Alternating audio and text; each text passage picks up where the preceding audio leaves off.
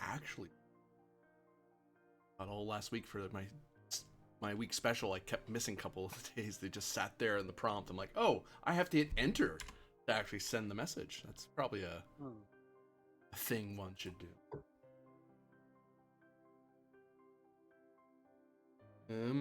Brain power.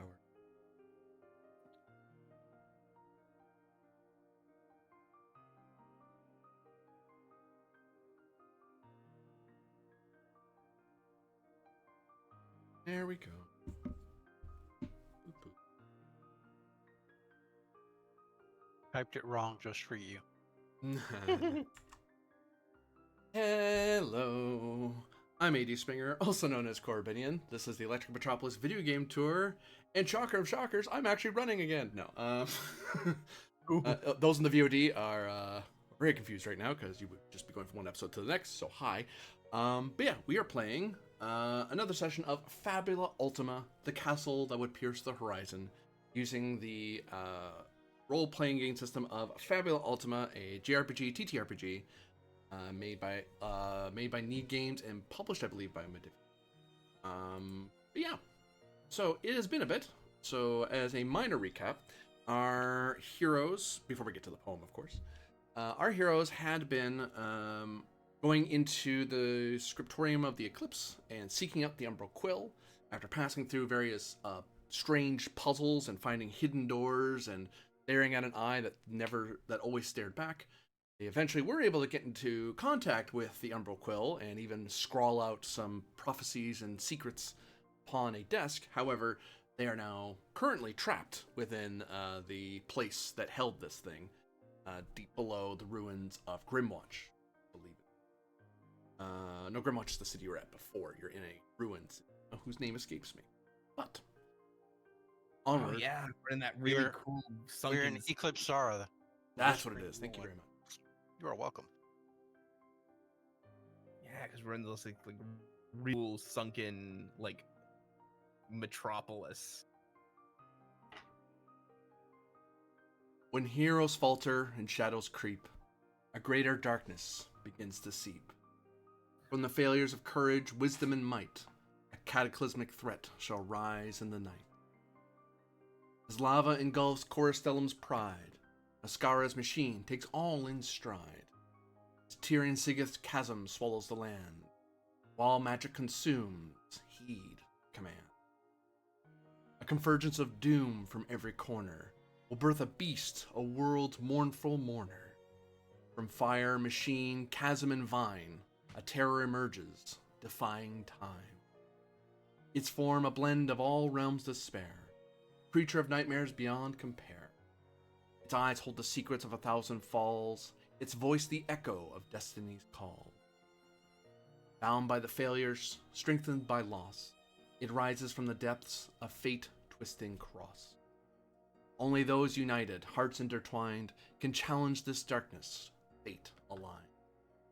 For in their unity, power great, to undo the wrongs, to seal their fate. Heroes bound by destiny's thread must stand as one, or all lies dead. Through trials of strength, courage, and heart, they must forge a path, play their part. For the greatest threat, this realm's demise, can only be quelled by those who rise. When the last hero stands and shadows fall, they'll find the power to conquer all. In unity lies the realm's salvation. Prophecy of hope, beyond devastation.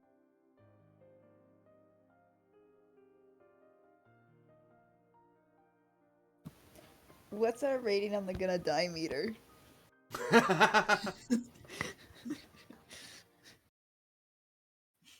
Oh yeah, I remember this whole thing. And that very thing is scrawled out on the table in front of Zevin. Oh right.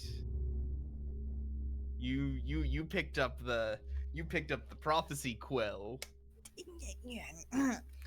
In my life, I've made good decisions and bad decisions. This one's in the middle category. Middle category? I would say that this is firmly in the realm of bad decision. Can I pry the quill out of my hand now? Where do you put it? Dropping it right back down that table. Hell no. Ka-tink! Stands upright as the point of it sticks into the wood. Yeah.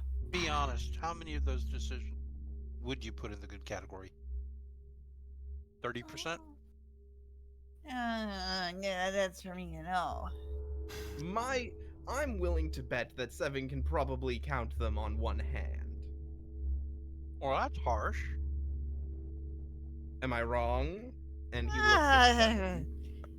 Jeez, everyone's a critic today.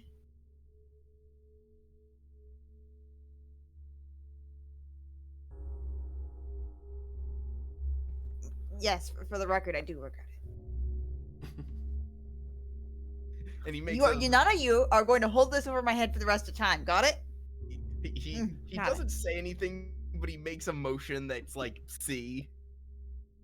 But then he looks back at the quill. Now the question is, how do we take this from here? Seven, did you get the impression that you'd be able to move it and safely put it in, say, a bag without and he points at the, writing on the table. That happening? I'm gonna like lift up my bag and try to like snap it up like it's some sort of wild animal that'll run. You're able to scoop it up one smooth motion, and you almost feel a sort of nostalgic emotional weight as you're tucking it in, like you just scooped up something from your childhood home or your worst nightmare. It's kind of confusing. Oh, Yeah. jeez. Yeah, it's in your bag somehow. I'm not touching it. Wonderful. Not touching it. Stand on top.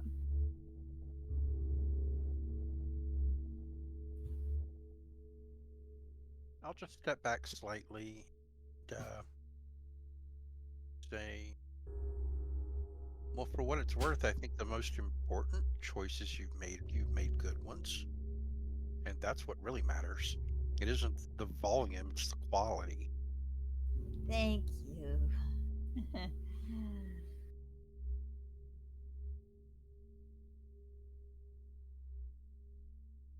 And I need a quick reminder. In the brief moment that I peered in there last time, what did I see in this room over here? Yeah, that was a few weeks ago. I can't remember either.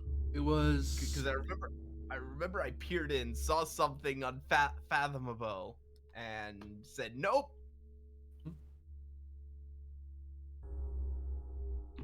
well,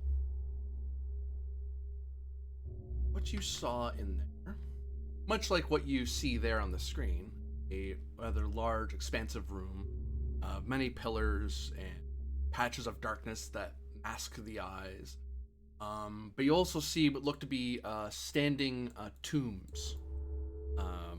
The kind in ancient times where they would rest the person upright, their feet down, so they would rest into sea of souls more easily. And you saw there was various scrawlings on the walls. Basically shut the door. Right, because I saw just like all this darkness, right? Yeah, the darkness, it's like peering through a dark mist.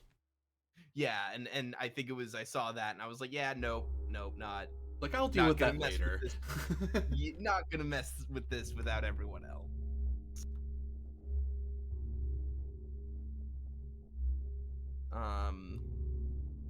Right. Well, I suppose we should attempt to leave now. We've got what we came for, and we shouldn't waste any more time. Just to be clear, we totally figured out everything that's going on with this little puzzle with all the statues, right? That's Because where you got the quill from. I'm just making sure that we're not like messing something up with that, or is everything fine there? Do I think? I'll give you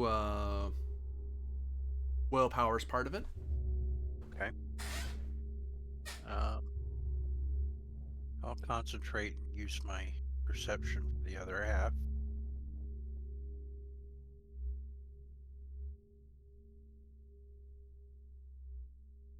Any modifiers?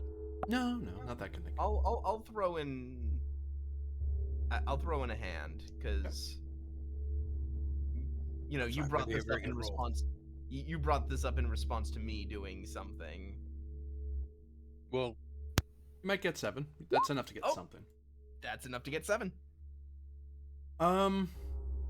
Between Aether and Lucius, you both kind of have this feeling of that seems to be what this thing was for. This was some sort of elaborate holder of the quill or container of the quill.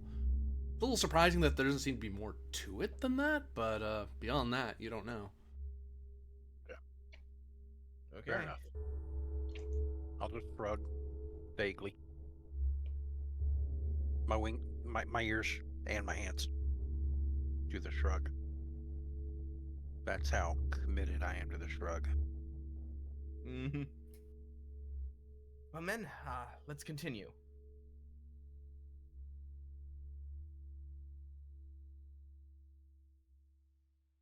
And, I can't get over how ironic it is that our Dark Knight expert on darkness couldn't make it. Yep. Maybe he's Oh, trying to get God. to you through all this darkness. He was like, how's this puzzle work? I'm all by myself. This is really hard to figure out. Oh, it's all dark in here now. Well, damn it. Now how do I find anything? My torch doesn't work. I feel like at the end of every chapter, like, because each of these like huge dungeons and like places we're traveling to is like a chapter of the JRPG, and I feel like at the end of every chapter we just cut to Alexander like trying to get through the dungeon from last chapter. Trying to solo the dungeon. This is really hard. How do they do this? Oh, right, they have more people. What do you mean I'm supposed to recruit other party members to help me? I can solo this dungeon. Why is everyone laughing? Playing a challenge Don't run. laugh at me, I'll 1v1 you. Anywho, so yeah, I think we're all going to slink into the next chamber. Well, I'm at least going to peek through the doorway. Very carefully. Peeking through. The shadows are indeed very thick, the mist marring everything that you possibly see. The stonework is hard to miss. The pillars are hard to miss. And there is this thickness to the air. Like, it's hard to take a deep breath in without it feeling like you're almost chewing the air. The magic is so intense. Okay. If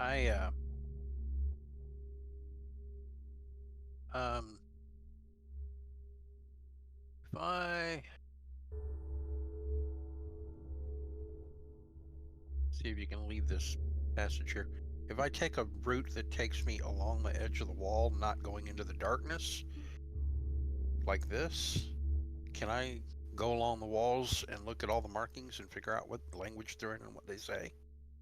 Sure, you can give me a roll.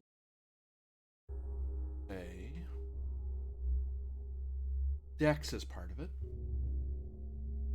Okay. This is to avoid accidentally slipping into the darkness, or This is avoiding accidentally slipping on something, not stepping on a trap, not accidentally right. being spotting something before it spots you, that sort of thing. For being careful, that sort of thing. All right. Oh wow, my rolls are not good today. I would like to suffer the results of that. I think. In fact, before you announce results, I would like to declare that I fail. In the most spectacular manner possible.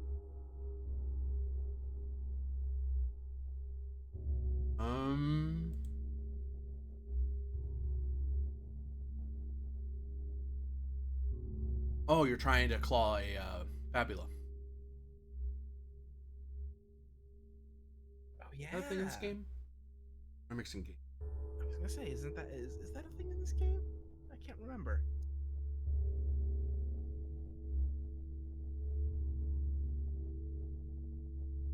That sounds right, but I don't know enough about anime to dispute it. It doesn't seem to be, but unless there's some mechanic you're invoking.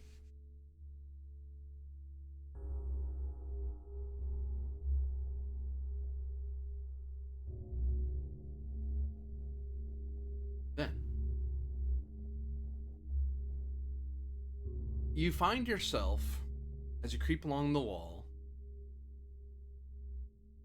a little disoriented. And you feel very cornered in this corner.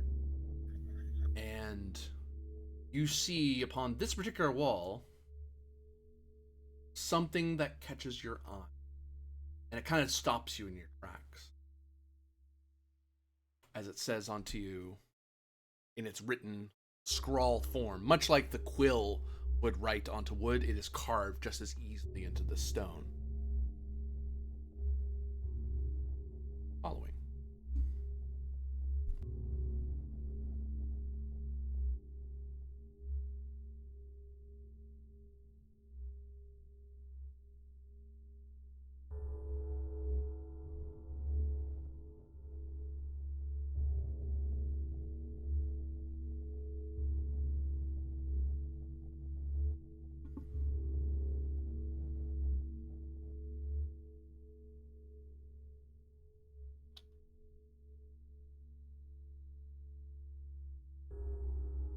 Sorceress knows you dwell here, travel the land. She will hunt you where you go. What kind of makes this catch your eye, beyond the name of the sorceress, is also that it's at the perfect eye level for you. Like, you couldn't miss this. Right. While traveling this corner. It's like it's been meant to you for all this time. You can see dust about the wall. Like it's been there for who knows how long. I'll just, call out weakly from the corner, and my voice will waft in through the doorway where they are all waiting and wondering, where did Aether go? I think someone left a message here for me.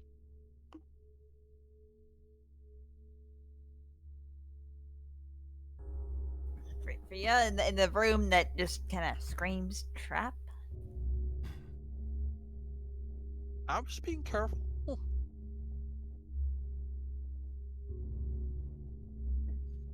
I'll step to the side and point out the message right at my nose height. I'm gonna send my little. Oh, no, go ahead. I'm gonna send my little scout drone in.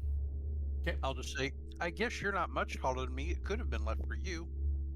Beep beep. Beep. Gonna have it. I'll get out of the way and let the beep boop come through. Beep boop. Oh, a little beep boop. Beep boop. It kind of hovers there. I'll give it a little wave and say, can you see this? And I point at the message on the wall.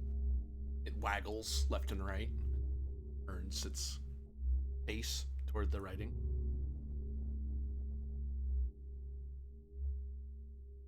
Beep. Well, I guess we don't have to copy it down now. You hear a little noise from its internals. Okay, I have no idea what that means in character. So I'll just look at it funny and think, what's that thing someone does where they can, like, run a piece of paper over a stone carving? Oh, a rubbing? Yes. We can copy the message that way. Because my character doesn't know what a photograph is. And you hear as a little bit of paper kind of slowly starts being ejected from its underside. I think your robot needs to go to the bathroom, 7. Beep. All right. You got smacked around some point. Beep boop. And Whatever it is, I'm not touching that. It waggles the piece of paper that's still clinging to it. Or it's clinging to the paper. It's kind of hard to tell at the moment. I'll snatch that paper. It is a miniature black and white image of the picture it took. Grayscale, I guess is a better way to put it. Good drone. Beep. iPad. Waggle. No, it just how to explain? It drew you a very detailed picture. Beep. Oh. I didn't know it could do that. Beep. And I didn't see it drawing anything either, so that's interesting. Oh God, does it? Because it does radiant. Does it like do a little camera flash and You're like a Polaroid. Like a Polaroid. Yeah, exactly. All right. I'll stash the picture for later. What are we looking at? Well, I May guess the insight. main thing to know is the message looks like it's been there a long time. So that's May interesting. I inspect that a little closer? What are you looking for? Anything in if it was written for one of us, that means it's written, which means that there's a handwriting. Yeah, it kind of looks like yours, Handwriting. or at least yours that was on the table anyway. Mm, Same sort of erratic scrawling, like the quill is moving itself, and the writer isn't. It's just barely hanging on. all right. Well, is there anyone around who like any corpse or evidence that someone else wrote this, or if the quill just animated itself? The ground is dusty and bare. Hmm. Hmm. Otherwise, no remains remain.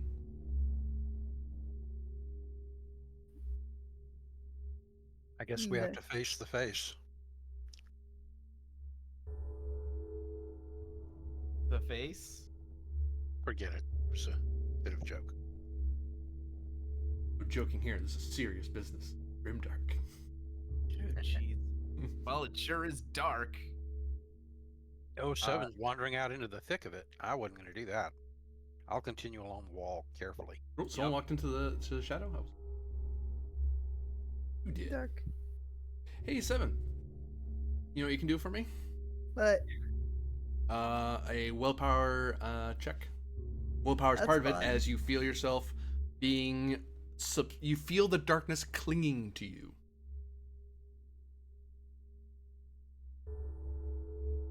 Remember how we had a big conversation about what percentage of your choices were?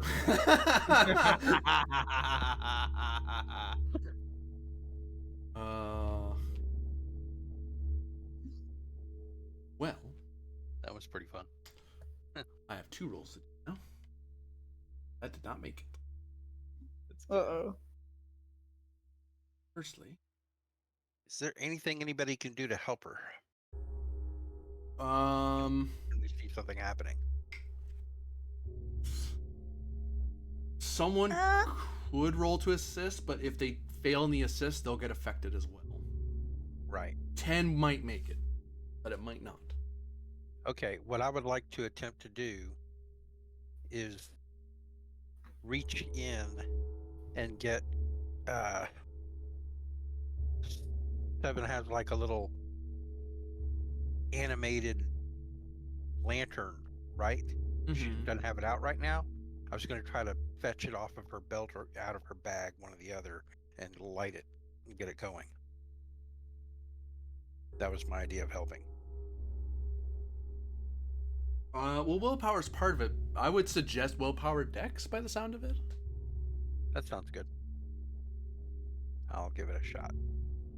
Nope. I guess I'll share in your pain because I care so much for you. Oh god, he has so much. He has so much Ultima.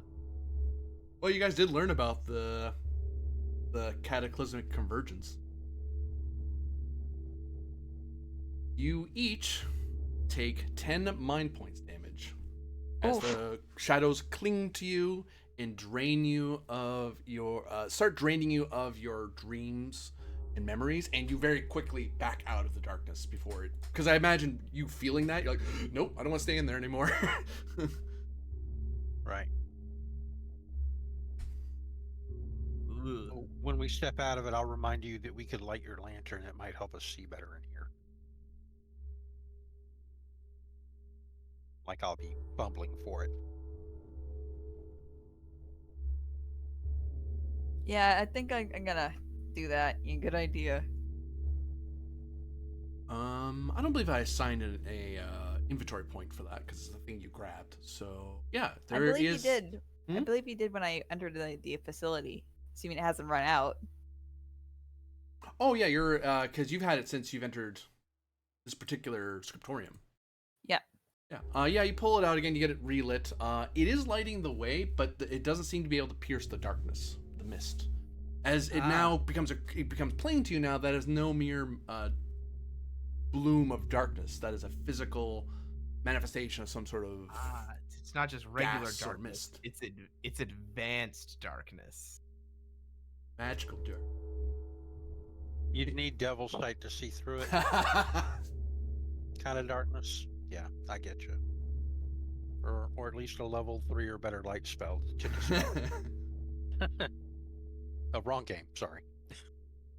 If you had the glow spell, you'd be fine, but that's a different. Yeah.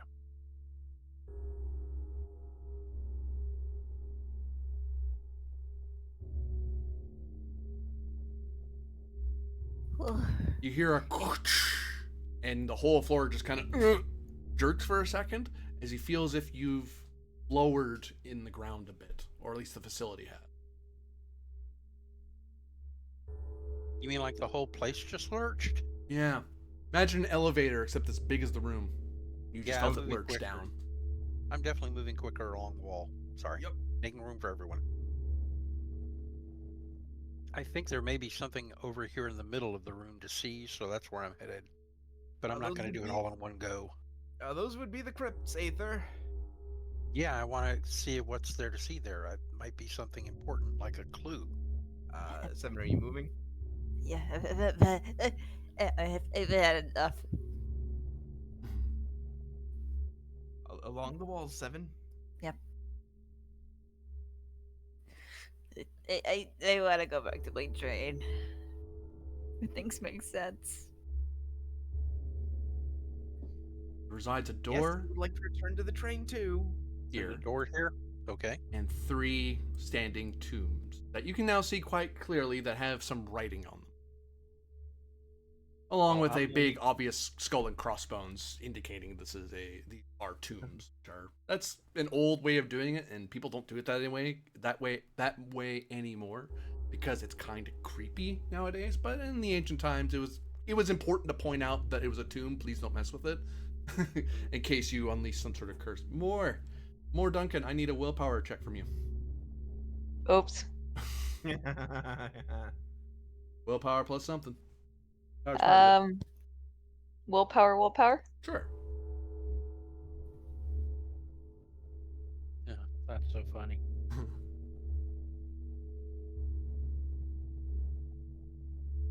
Ha. You feel the darkness cling to you, and you're able to continue moving through it, like a very heavy blanket or sheet that you're walking through.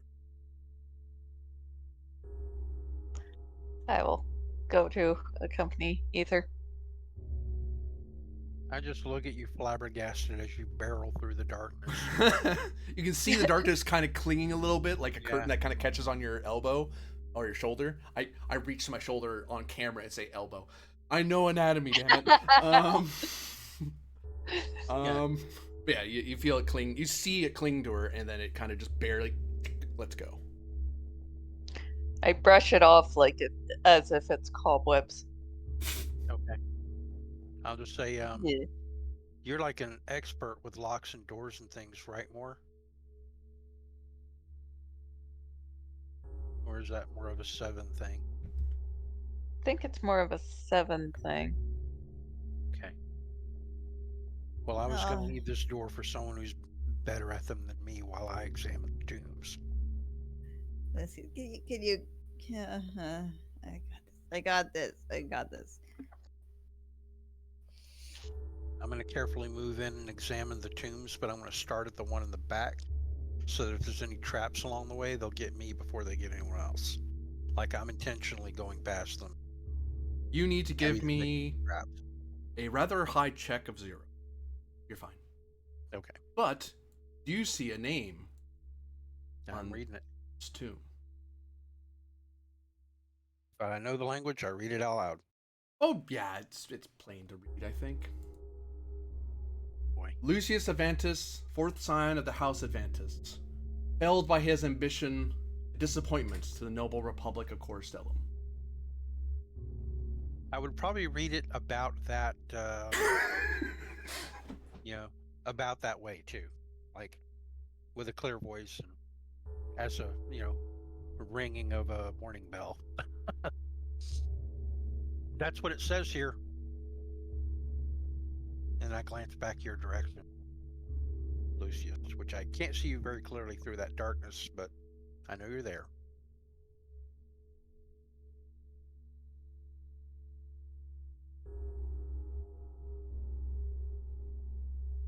Yeah. Vibius and Imbrinius kind of look at Lucius a little alarmed, but they've kind of been on guard this whole time since they've been in here.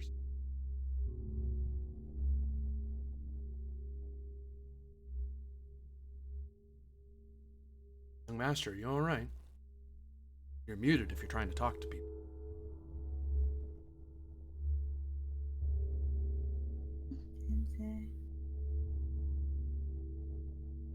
Well, Lucius finds his dead. tongue. 7 and more, I believe you've approached a doorway.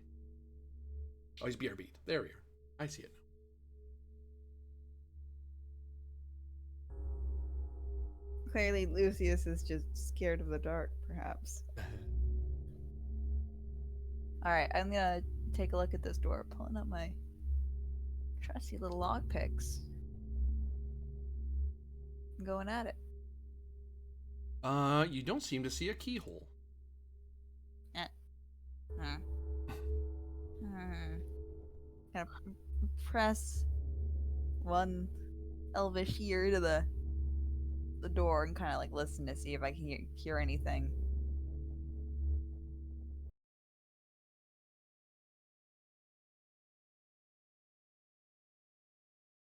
Nothing?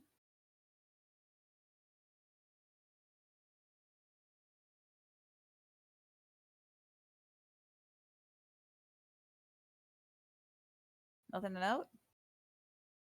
I'm back. Oh, we didn't hear that you left. Sorry. Welcome back. Yeah, I had to step away for a couple minutes. Well, you missed something then. I went to the back here of these row of tombs, and then I read out the name on the tomb in the back, and that name is Lucius Avantus, scion of the house of etc., etc., etc. I'm sorry. I'm afraid I must have misheard you. What was the name on that tomb?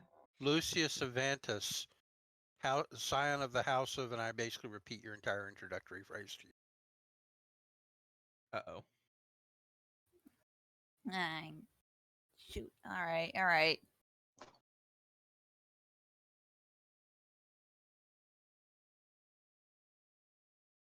Excuse me more.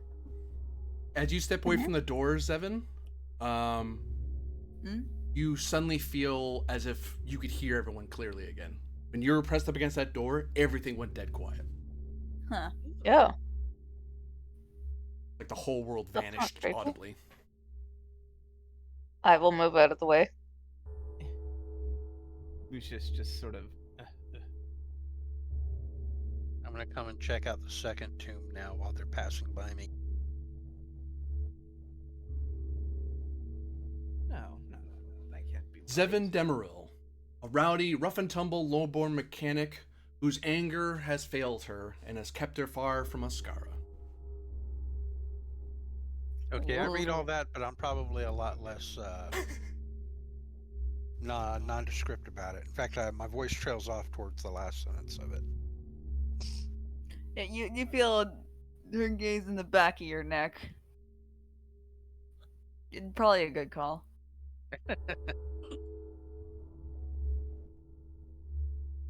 It was 7 Demeril what? A rough and tumble something? A rough-and-tumble, low-born mechanic whose anger has failed her and has kept her far from Ascara. I just indicate it with my ear. Like my ear were a hand, but, I'm just reading what's there. Huh. You look upon... Lucius and Demeril looking upon their own graves. Willpower is part of the roll, please. Oh. Yeah. I'm gonna do insight, see if this is... If this is just some mystical thing that's meant to be a psych us out tactic. Sure. Whatever keeps you sane.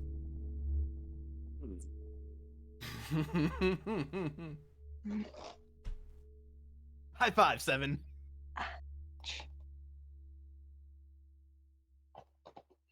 Lucius would never offer a high five. This is out of character. Yes. The two of you have this distinct sense that these are pulled from you, but you don't think these tombs are as ancient as the rest of the room. It's almost like they were manifested upon your arrival. Whether it's in this room or inside the entire scriptorium is unclear. Okay. Yeah. So it's still freaky, but it's not like you're not literally. You realize you're able to recognize you're not a ghost, and you're Yeah. not just walking dead. Because that's a thing that can happen in the Yeah, Countless Realms. You might be a wandering ghost for all you knew, and you'd Yeah. be some revenant of some kind. But no, you are in fact alive, as far as you're aware. Since we both rolled the exact same number, Lucius looks up at 7 and locks eyes with 7. I don't know if 7 does it, but he starts to laugh. They just be so hard. All right. Should I blow it up? That was a good one. I'll give that to them. That was a good one. How much That's pretty explosives do you want to use on yours? That's a good question. Aether is not going to tempt fate because she's not going to stop at the first one and read it. She's just going to pass right by it, go along the wall, and see what's going on over here in this corner. What's more Duncan doing? What is Out more of Duncan curiosity. doing? Lucius will check back here. We're just gonna be wandering about. There is in the room. another unchecked tomb right about where you are. I'll check it then. Oh boy. Oh, what? Oh no. Hey, the music just changed. Oh. A being emerges from the darkness. Your voices echoing out from within it. Its body made of shifting shadows and glimmers of light. Its piercing eyes staring into you. Its staff crackling silently in dark energy. Shadows seem to warp and bend and twist like many tendrils extending away from its light.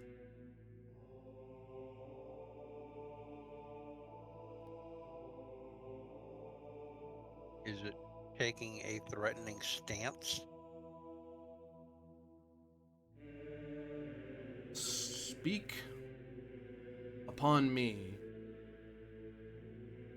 that which you hold in your most precious veil, or else find thyself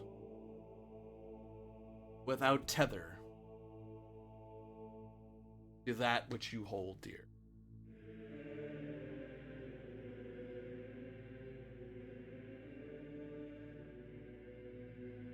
Our most precious memory?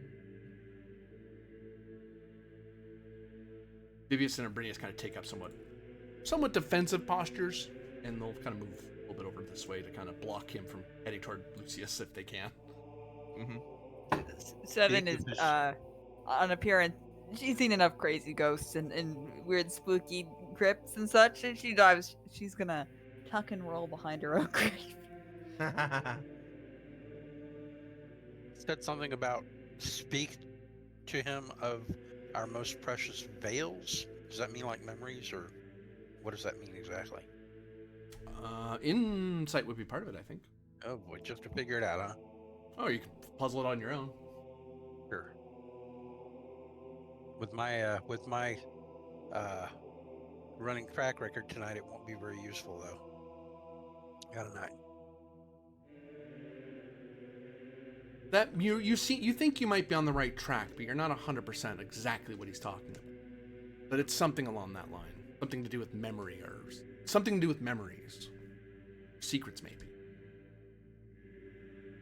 Our most precious, perhaps our most preciously held personal fear or belief. I don't know. Well, a veil, that's something hidden. So I think Yeah. it's like our most precious, like, lie. Secret. Our most precious secrets. Probably. Or be bereft.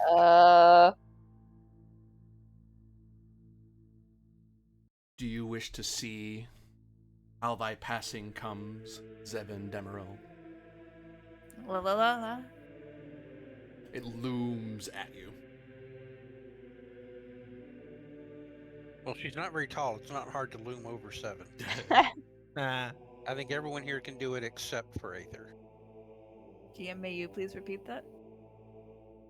Do you wish to see how thy passing comes? No. I know how this goes. You can say, "Oh, yeah," and then you deck me. That's it.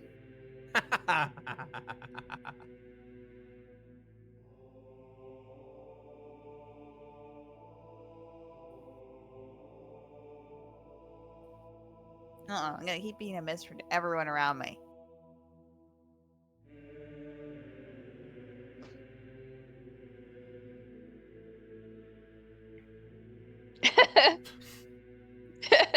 I was peeking around the corner, but I noticed every time she backs away, it kind of closes in on her harder.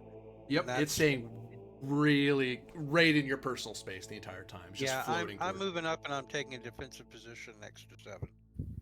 And I'm adopting a defensive pose. Posture, if you will. Hey guys, what am I supposed to do?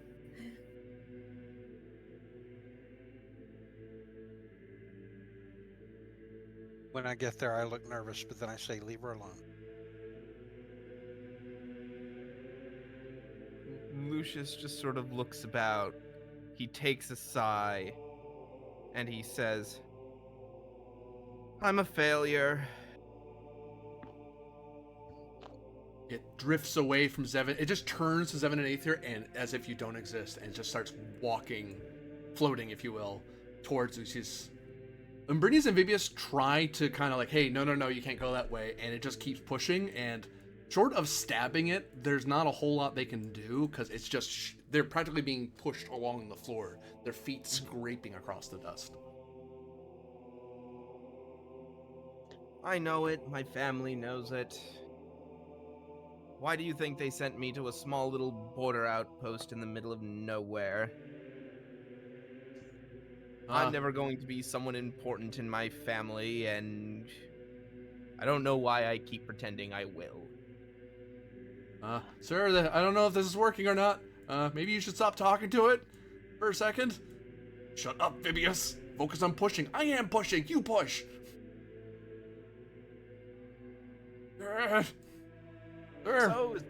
So is that what you wanted to hear? That I'm just some loser that stumbled his way into fate, I guess. With a wave of its staff, Limbrinius and Vivus are flung to the back walls, and they are able fighters that they are. They're able to kind of catch themselves against the wall and kind of, oh crap. And the thing just almost instantly gets right up in Lucius's face and leans down and stares at him. So it's looming over him too, huh? Oh, it actually hunches down a bit so it can stare him eye to eye. Oh, that's mean. Yep, and he just clenched jaw looks right back. I guarantee it. Is this? I guarantee it. There's nothing that... Is this the truth, Lucius Avantus? Yes, and there's nothing that you can say to me that my parents haven't already. So just get it over with. I'm not scared of you. I'm using the opportunity to maneuver to a position behind it in case things get violent.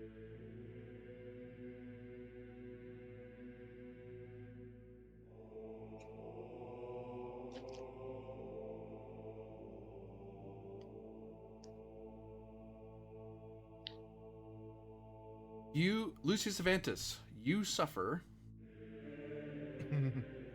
16 dark damage, Oh.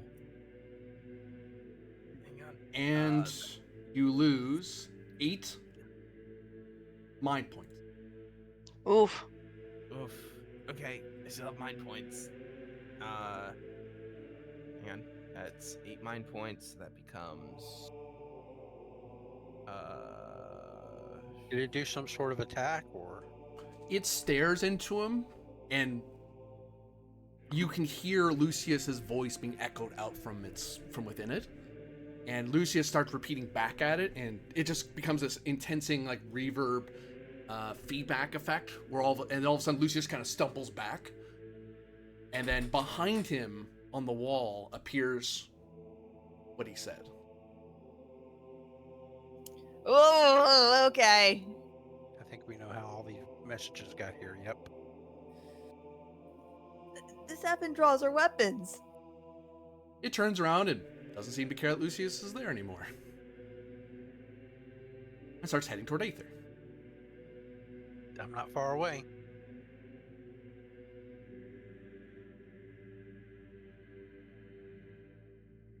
Lucius, I'll note that you don't feel weight anymore. You can breathe normally. Okay, so between that and like even though I took some damage and felt that that like mind drain on me, do I get the impression like that's what it was looking for?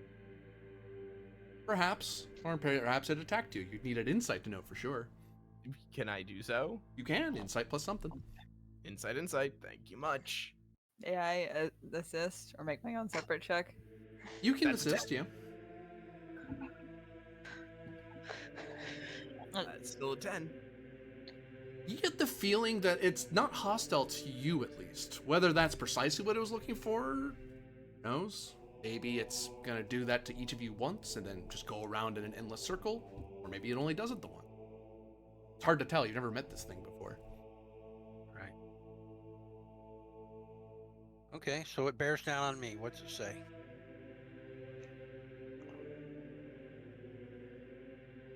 You have drifted from that tether that holds the soul,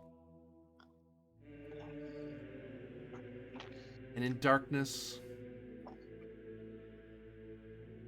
no, not your place, in a realm twisted,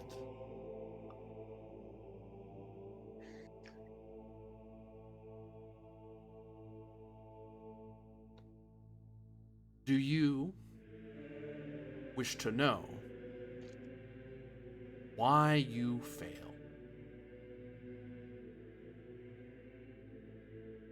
I'll stand up straighter and try to like make myself ever so slightly taller, which isn't too hard with digitigrade legs, right? Yeah. So I've got longer feet looking things, right?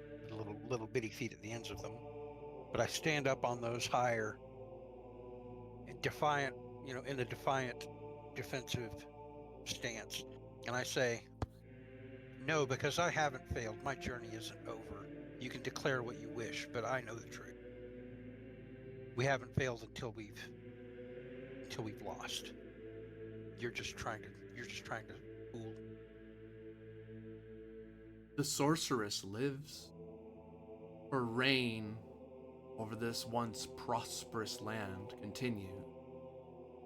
So many others who have followed you to their grave. I don't remember any of that. And it doesn't make it my fault.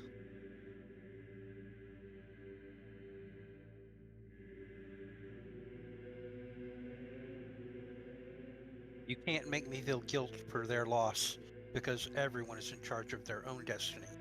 Each of them who went to their grave did so on their own accord, believing what they thought was right. And I point at him and say, you can't put that on me. I won't let you.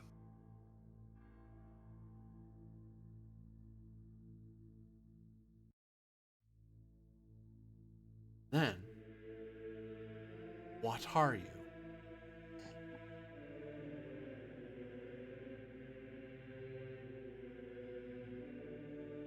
I am a seeker. The only way to forestall the destruction of everything that we know and hold dear is to learn the underpinnings of the coming disaster and to prevent it from reaching fruition. Sometimes that will require violence, but violence is not our primary goal. It is a tool we will use. Seeking knowledge and understanding, that's our primary goal, because that will allow us to avert the coming disaster.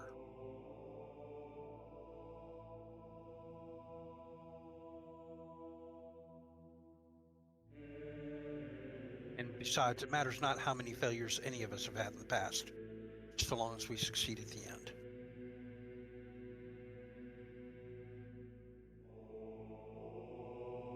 Then, for sake of thine, what secret do you bear in your veil of veils?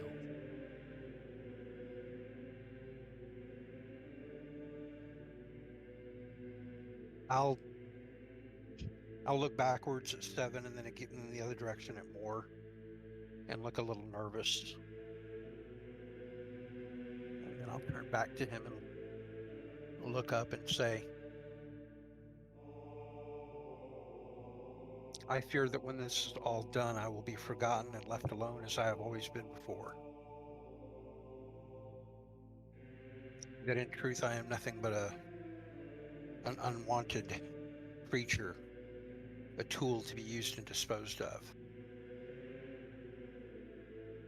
It hunches down to get as eye level as it can. It is fairly large and tall, so it does kind of struggle to do this. Your standing upright kind of helps it a little bit. Whether it appreciates this or not is hard to tell, but you can tell it's having some difficulty.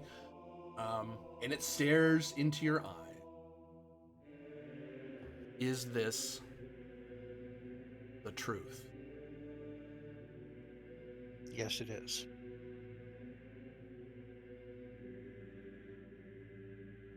You take 16 dark damage and 8 mind points.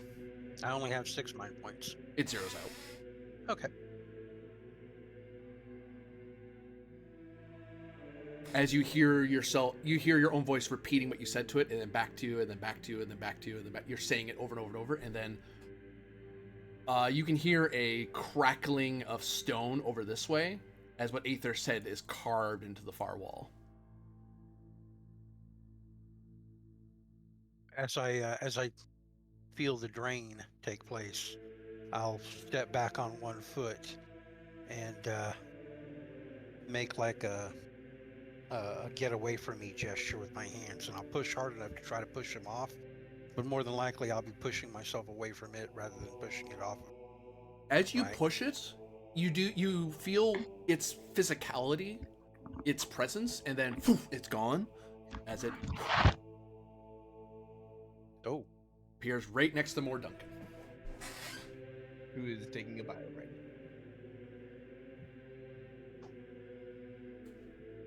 Instead, it looms at 7.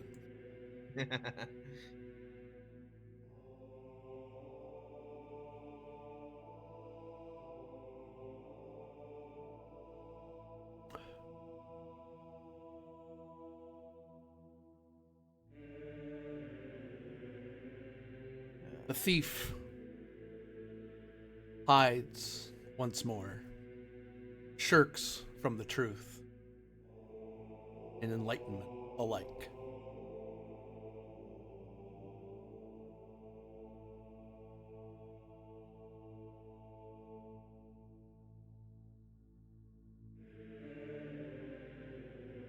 Hey, what's it gonna take you to go away, huh? She's visibly like uncomfortable, especially like being straight up called a thief. Like it's one way of being, of laughing at someone, Well, I call you thief while you run away, but it's being confronted by it. I merely seek that within thine most hidden veil, so thy truth is known.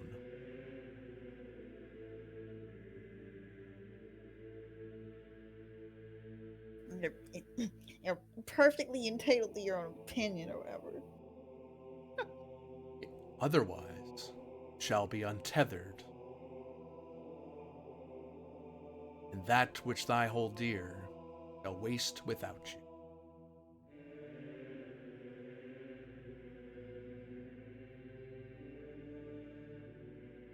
Bound in chain, and as the rocks and stones crumble, they will know not that which they learned destroy them.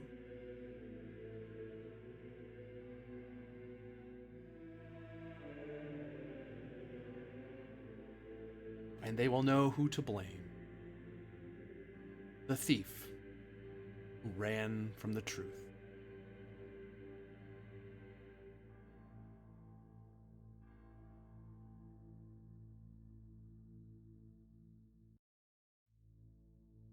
The little drone kind of swerves a little bit in front, just like, it tries to beep at it, but it doesn't seem to care that the little drone's there, if it notices it at all. I'd like to make an inspect check. What is this? Hey, there's a question. There's a specific role for that. It's called Buy the DLC for $59.99 US. If you got the Ultimate Edition of my game, you would have gotten this for free, but Unfortunately, that's outside of my budget. I just just don't gonna have eat the less extra avocados. That'll solve it, right? care about that. Yeah, it isn't available as separate, cheaper DLC purchase. Well, yeah, that's why it's $59.99. If it was part of the It's also Ultimate, you would've available gotten for a this. double insight roll. Yes, it is. I was trying to find the roll up. 14. 15. Fine. Well, I was gonna go over to Temsic BRB. Everyone's just choosing the BRB right when I want to bother them. I'm kidding. A little bit. You got a number of 1-4. 1-4 gets you 3 tiers, which means that's everything I can tell you about this thing. Everything. It's basically right. So, boop, ba-doop, ba-doop. I clicked on everything but what I wanted. Try again. There we go.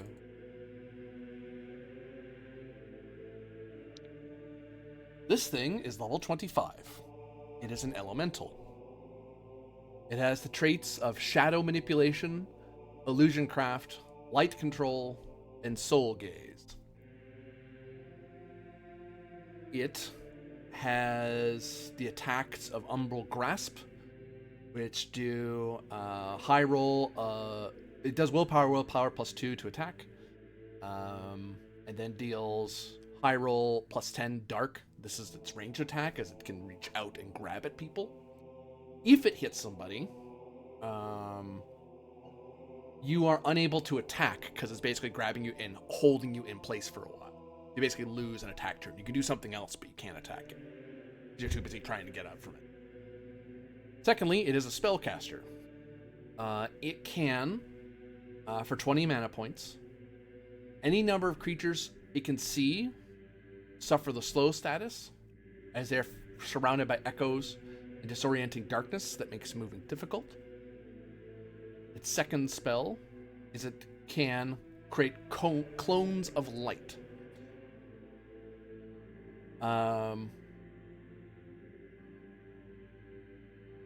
It will create 3 clones of itself that can be defeated with a single attack of any kind. These clones last until the end of conflict or when they're dealt damage.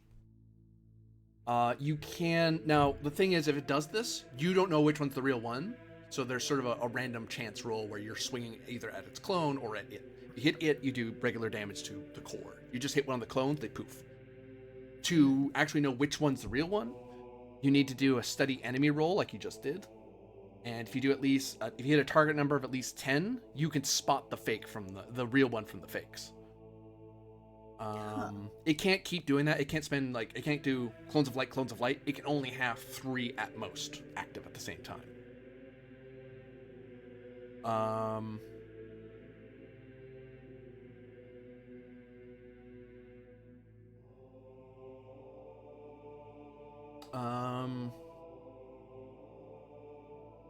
Oh, I wind that back, sorry. Until someone does that steady enemy roll, you're always presumed to be swinging at a fake, because you can't tell the real one from the fake one. And it's purposely making you hit the fake ones. It has more spells, because it's a tier 2 spellcaster. It can do a Breath of Light, where it targets one creature. It's an insight willpower roll to do the attack. It's high roll plus 15 light damage, and the target suffers dazed. The second spell is the spell of Soul Drain. It's also 10 mana points. Targets one creature. Same amount of damage, but it does dark damage and half MP of the HP you suffered. It has a Crisis ability, so once it gets to half HP or lower, that triggers the Face Thyself ability, where clones of your clones, or the clones of its attackers, will appear in shadowy form with the crisis HP of the target it's cloning. So basically it would clone you guys, and they would have half your HP. They can do anything you can do. Once all those clones are defeated, that's how you truly defeat the Umbra cultists. Because it doesn't fight in its second half of HP. If you manage to kill all in one go before it actually gets to do its crisis thing, then nothing happens. Because you defeat it, you do so much damage that it doesn't get a chance to use Face Thyself. Its last ability is that when attacked by an offensive spell, it deals 10 dark damage to the caster. And there's no check. If you cast an offensive spell at it and you hit it, actually, if you attack and miss or you attack and hit, no matter what, you take 10 dark damage. Okay. As it echoes the attack back at you with a shadowy facsimile. Its initiative is 7. It has... I have to calculate this because this is a true elite boss type monster. That is to say that most great creatures you've faced before, their HP was as if they were a single monster. So a wolf, a bandit, whatever. Some creatures are so powerful that they can stand against an army on their own, and they get more powerful the more people attack it. Think dragons or great spirits like this one. So its HP and MP increase based on how many people are actually fighting it. It would have, so because of that, it has a turn equal to each of you. So it has 4 turns instead of just 1. Oh, I hate that. This is horrifying. It has 320 HP. And 160 and 85 MP. There's a physical defense of 6, a magic defense of 8.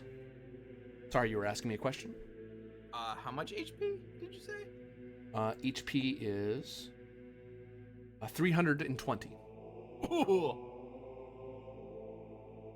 So its crisis happens at 160 HP. So once it hits 160 HP or lower, the shadow clones appear. It is immune to poison damage. It is immune to physical damage. It is immune to the poison condition. It is vulnerable to earth damage. Wait. Did you just say immune to physical? Yup. And every time you hit it with a spell, you take 10 damage. Yep. I hate this. Try to avoid fighting it if possible, folks. Is there anything I'm missing? Because you basically get everything when you hit this. Well, I mean, don't get me wrong. I would love to learn some of those spells, but not at the cost of our lives. I will say, and flavor-wise, the Umbra Occultus it's a creature born of the darkness that has subsumed Eclipsara. Eclipsara was trying to create something that could defend it from its devastation from the sorceress, and it succeeded. They managed to create in the scriptorium with the help of the Emerald Quill by writing countless prophecies on the wall and a great ritual using the artifact to fuel it. They summoned this superior elemental of darkness, this darkness of secrets. The problem is that the sorceress won and devastated them before the Umbra Occultus could really take effect. And even then, what delayed it is that the Umbra Occultus requires you for it to consider you not a threat. They kind of misprogrammed it properly. They gave it a certain command, a trigger to make sure it could never be fooled or given illusions, or so the sorcerers couldn't trick it. They made it so it only obeyed people who told it its secret. So if you don't tell it your secret, your deep dark secret, it will think you're the sorceress or one of her followers, because the sorceress would never reveal her deep secret ever, because that could destroy her if anyone knew. So yeah, this is an elemental automata. It is reacting to orders that were given to it long before at the falling of Eclipsara. Well, you figured it out, Seven. You might wish you hadn't.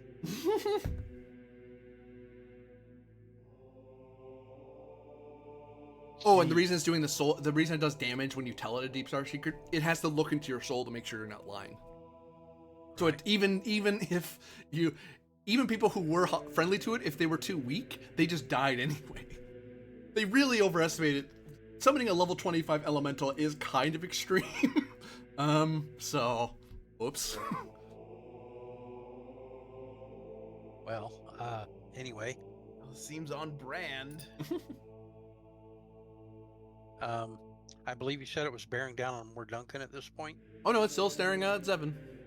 Oh, okay. Oh, one last thing.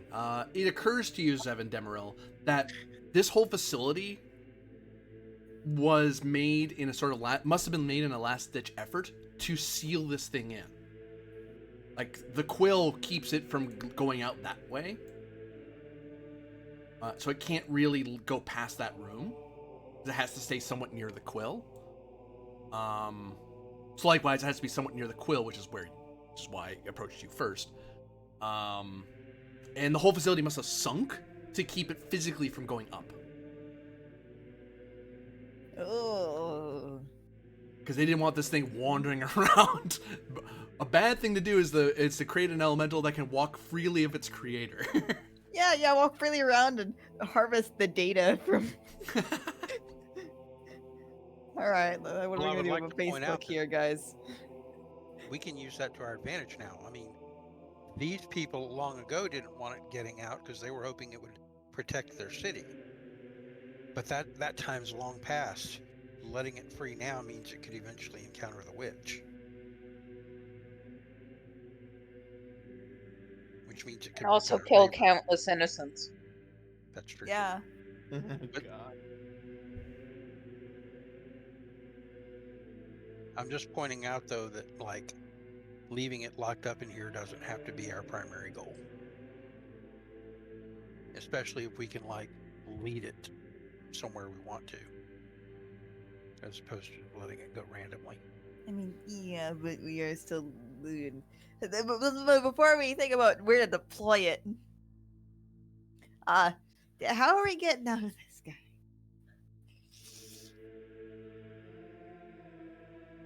Are you a thief of the umbral quill?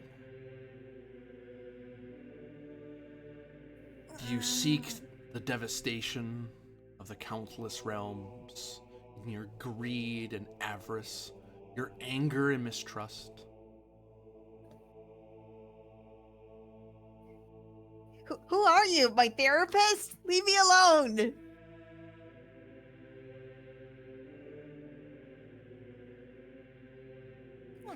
You heard me.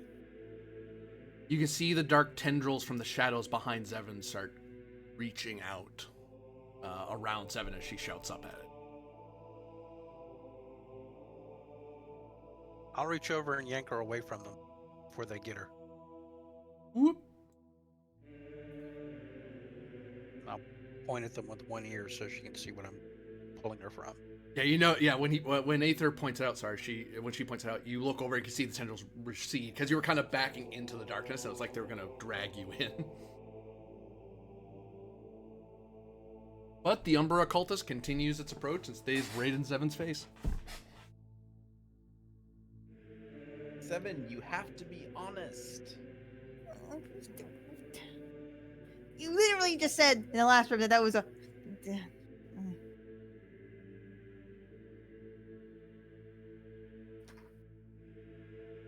Gee, I don't know. Whatever I think is best, it just kind of ends horribly for everyone, doesn't it? Huh?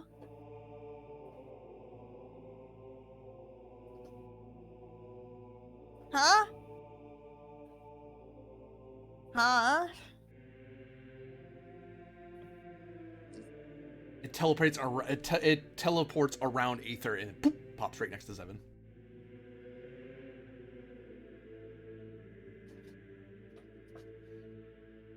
Well, if that's what you think your deep dark truth is, you don't have to tell that to me. He motions up to the giant specter.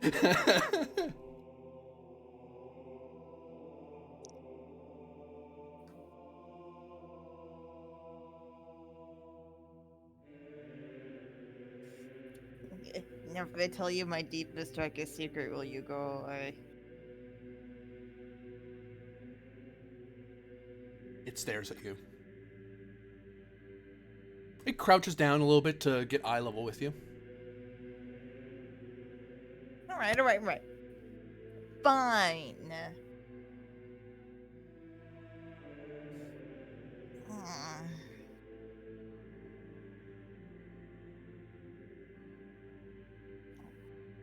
All right, fine. Oh, I'm a liar and a thief and a coward, and I want you to just go away and leave me alone. There. That is the shallow veil close to heart, but not the veil at the deepest part of thy soul.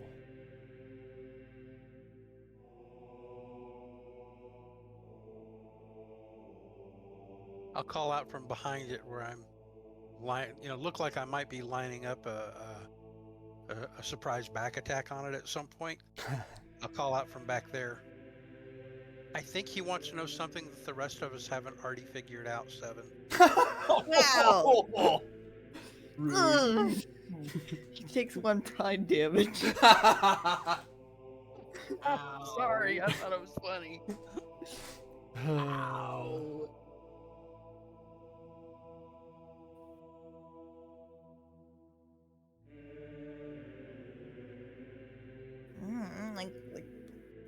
I keep running from my problems. Sometimes it's easier to keep moving on instead of actually dealing with them.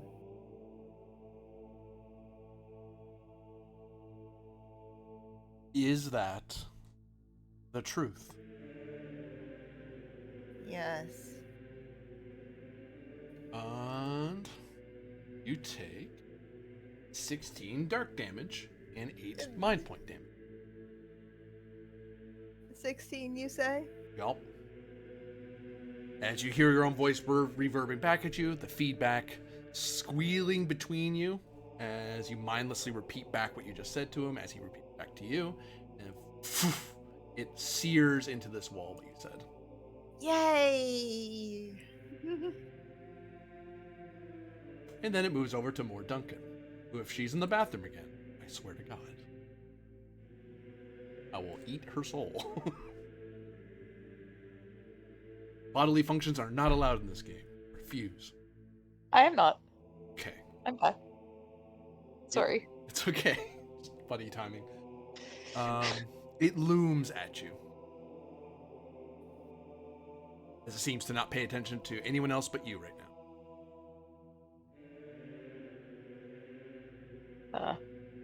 Hello? Reveal thy deepest held secret behind thy most precious veil.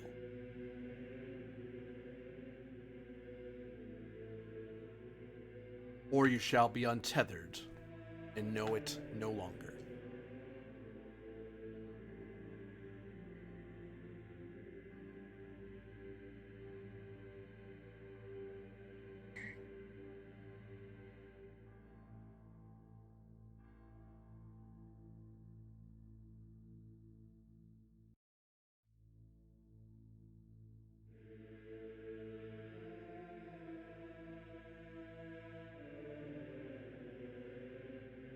What does More Duncan do?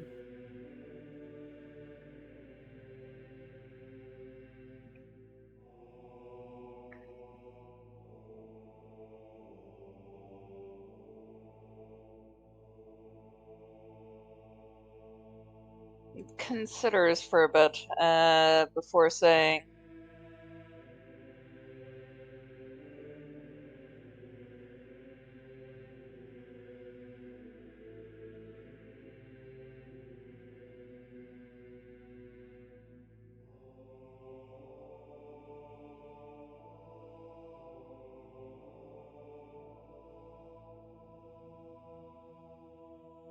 um,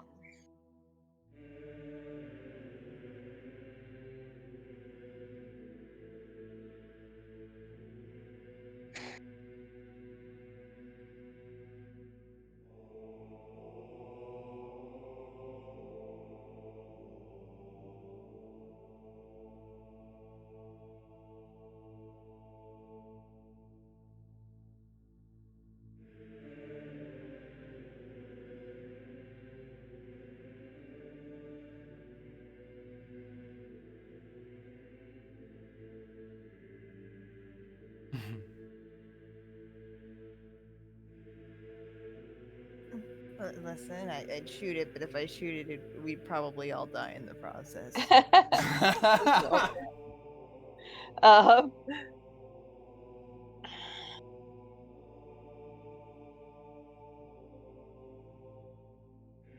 Is more Duncan Well, back?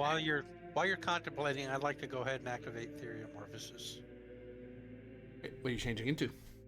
I'm going to choose a form that has the additional armor, an additional die step size to my insight, and the ability to fly.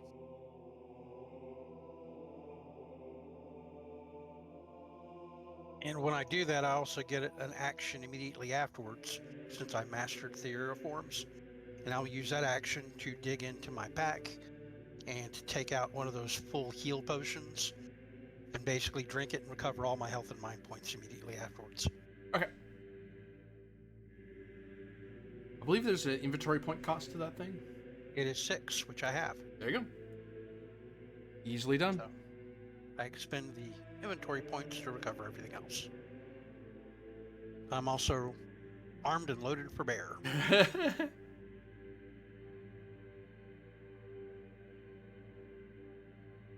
Aether's body glows in a radiant, holy calming light. All wounds, strain, wash away.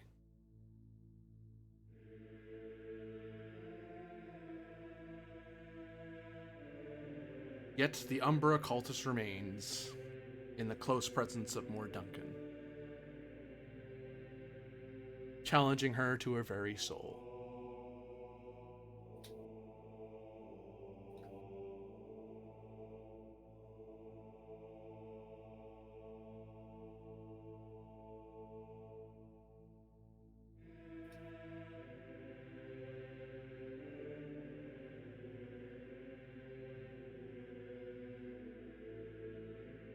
You done something you regret?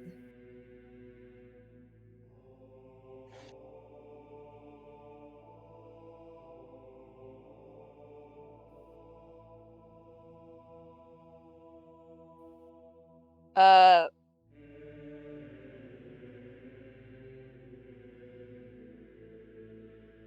Moore will say, after a long silence of thinking,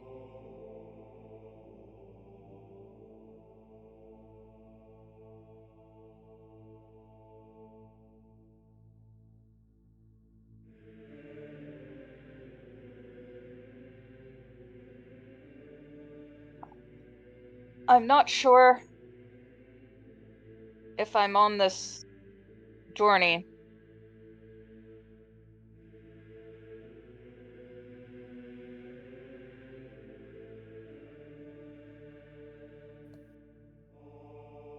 to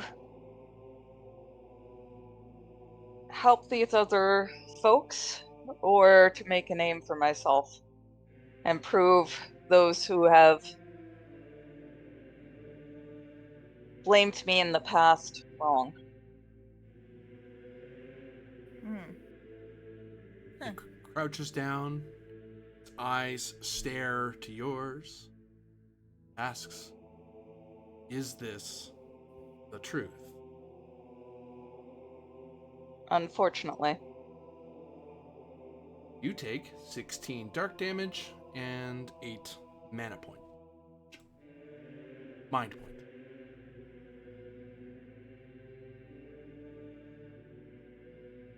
With that, its ethereal form coils and twists, its light shines and echoes with your own voices and secrets as more Duncan's secret is born into this far wall here.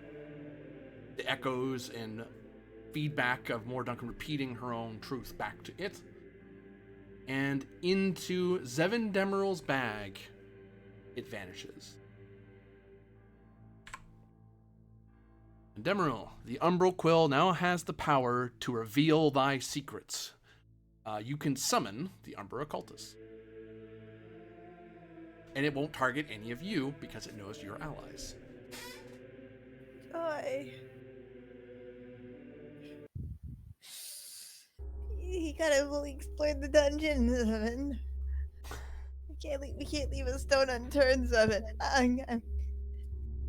Thanks, I'm going home. Have you ever seen like an MMO game character do an emote that looks like a super exaggerated, full body, run the hand across the forehead and throw their arm down to the ground in relief? Aether does that. Yep. Phew. Aether does a full body emote of relief. That fight would have sucked. Not gonna lie. Would have You sucked. what? It was your worst boss? Yeah, I'm sure it was. That would have been. That's Yeah. probably the worst one I've made. Yeah. Yep, cool. You know what this calls for? Celebratory escape. Yeah. And after that, I've Did been... any of this ever happen? We never speak Yeah. a word of this again? We never speak a word of this again.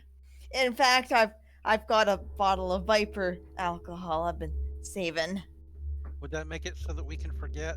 I give Lucius Avantis a particularly knowing look, like I'm not sure if I want to remember all this. It tastes like shit and gives you the worst hangover in your life. Let's go. Umbrius and Vibius follow up to Lucius, and they kind of give each other a look like, why didn't it ask us? And then Umbrius just gives a wave like, don't ask, just don't ask. And Vibius shrugs and is happy not to have shared one of his secrets.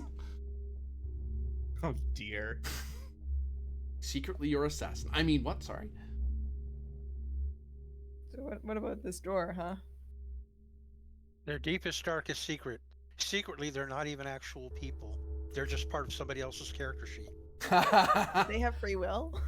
The door does open, and you see a stairway leading up. You sure it's leading out? If you hesitate at all, Aether's moving past you and going up.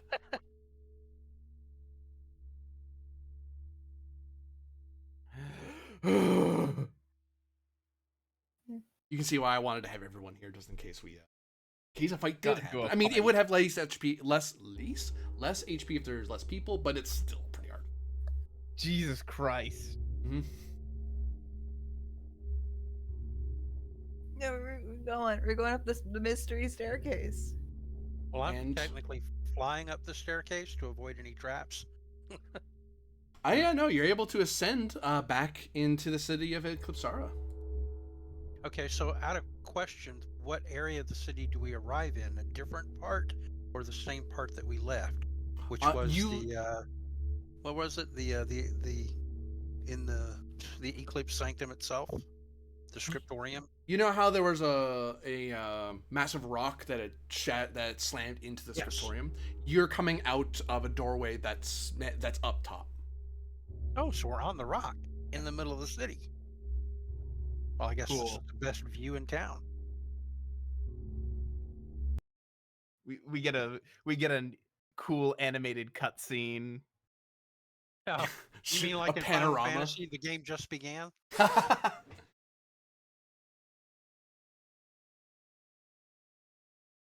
Cue the Final Fantasy fanfare. Right.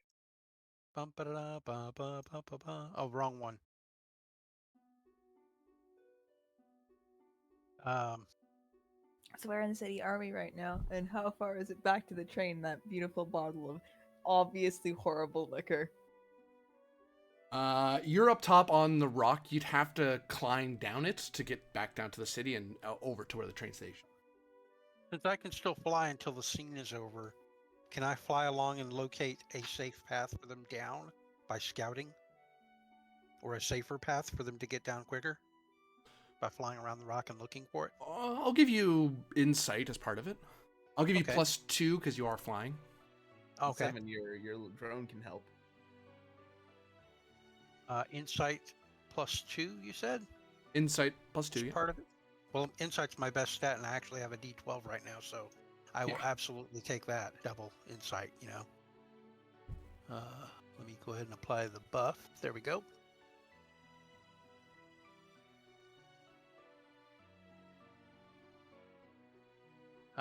So that is a 15. All right. So the danger roll has been decreased significantly by a whole die because you did look around first and make sure to avoid any possible traps and what have you. So this would have been, I forget what travel that was. High, it gets brought down to medium because of you, gets brought down to low because you have a person who is a skilled wayfarer. And I believe you get discoveries on 1 and 2 still. That ability you still have there, Zevin? Yes. Well, the travel is uneventful. You're able to travel safely to the train without running into anything dangerous or particularly discoverous. At the end of that scene, I'll revert to normal. Take my normal form again and look rather tired.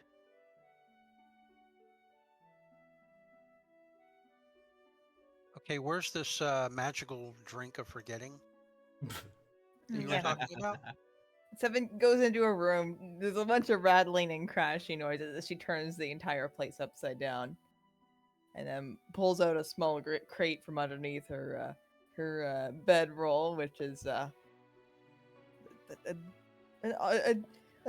bottle of vaguely greenish looking liquid. Flavors it is. It's green.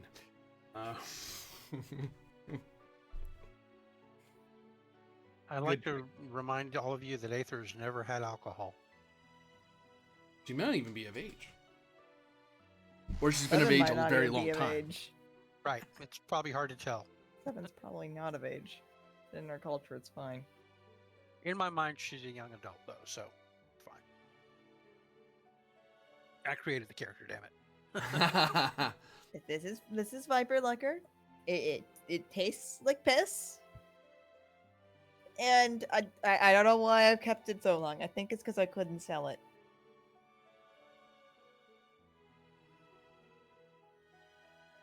All right, everyone, grab a glass.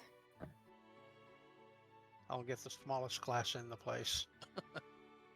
Thimble. Not that small. Shot glass, I was thinking.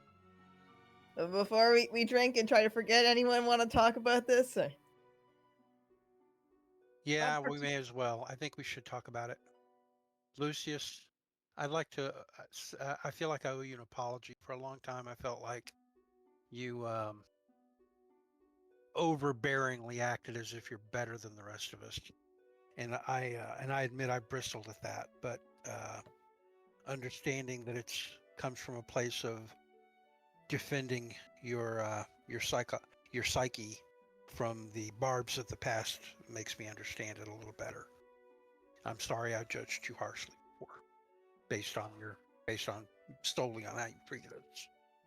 Yes, well, I don't I talk. admit I guess I'm admitting that I didn't really take into account the idea that maybe in your own mind it felt right. It doesn't make it right necessarily, but I didn't really even take your point of view into account, so I apologize for that. I If you see. want to ever be a loser, you can be a loser with us. Here, here. And then I drink my first shot. Tastes horrid. It burns. It's big. It's horribly bitter. I've lived in the Darklands my entire life and subsisted on things that you can't even imagine. It's fine. It's fine in the this is fine manner, but it's still fine. Devin looked kind of vaguely horrified at how you down the shot. She nudges over a bucket. Just in case I need it. Yeah. Okay. Well, I suppose even though I'm something of a failure at home, not as brilliant a tactical mind as my brother, not as gifted in physical prowess as my sister, or skilled in the Senate as my younger brother. Ooh. I suppose I'm finding my own destiny out in the wider world, as strange as that is. And he takes a drink and sets it down, says, "Be right back." And he comes back with a bottle of a similarly colored liquid, but he opens it up and it's it smells like lemon. It's this lemon drink that you've been seeing him drink from time to time, and like he pours it in, mixes it. Take a little of the edge off. Yeah, take a little of the edge off, and he says, "Okay, that'll It's do like, it." you know that's not trying to take the edge off of paint thinner, right? Here, I'll add some syrup to this engine grease here. Oh, that barely helped. That It Nope, is that very almost made it spirit worse. forward, I think. almost made it worse. Yeah. Almost. You can't really improve the taste of pit viper venom. Pit viper venom. Fermented. That's not deadly. Mildly poisonous. Just to be clear, we're just talking about a brand name, right? No. Right? You think we got brands out in the desert? This bottle's unlabeled. It's pit viper venom moonshine. I guess Yeah. it's okay. I mean, I've actually eaten a pit viper before, so coming full circle. Did we go through that entire dungeon and get out of it just for you to attempt to poison us? Wouldn't that be something? I don't think she's attempting to poison us. We're partaking in it willingly. Yeah, Ah, yeah. Are Uh, you, More will say, taking a swig of it and then wincing. Like I are you said, gonna try to Oh. drive the train after you've drank? no, I locked the engine controls.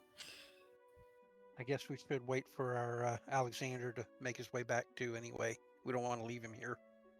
That's a bunch of stuff getting rolled over there. Good question. Uh-oh. That one is either really bad or really good for us. Yep. But I would like to make it clear that a discussion point is raised that while we want to just go ahead and cruise on out of here, we don't really want to leave Alexander behind, and we know he's still in the city somewhere. The group of you, as you imbibe, learn that Pit Viper Venom is incredibly bitter. Like, it's very spirit forward, and then when you actually stop drinking it, very bitter feeling in the back of your mouth. And then this other very almost tingly sensation, numbness that goes across as you feel that the poison has the venom has taken some effect. But it's fermented and sugared to a point that it's prevented from actually hurting you. However,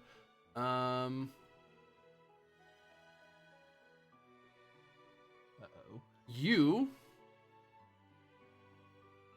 can now treat this as a 2 inventory point item, as you now learn of Pit Viper Venom, fermented Pit Viper Venom. And you can drink this for 2 IP, and it will cure the status of dazed. Oh god, this is like what's it? It's like fucking smelling salts. If you have to drink it, so it's like, oh, I'm not dazed anymore. What? Oh god. Oh, I can feel it. Oh, it's still there. I stopped drinking water. That didn't help. I love it. All right, add it to the list, everyone. It costs 2 IP, you said? Yeah.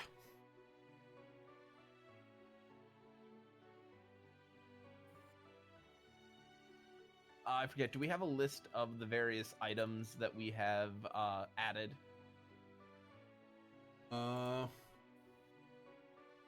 Yes, it's under handouts. I have to up. 2 Pit Viper fermented. Pit Viper Venom. Wine seems like a strong word. Look here. Moonshine. Liqueur. Moonshine. Liqueur. A moonshine, sure. I can't spell liqueur anyway. All I can think of Moonshine. is the bit from it was a Bitter drop out, numbing drink. make some noise bit. The moonshine sommelier.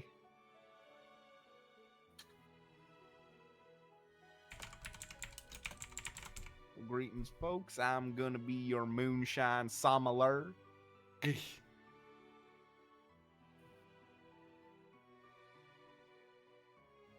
if you want buying Coria still in wine.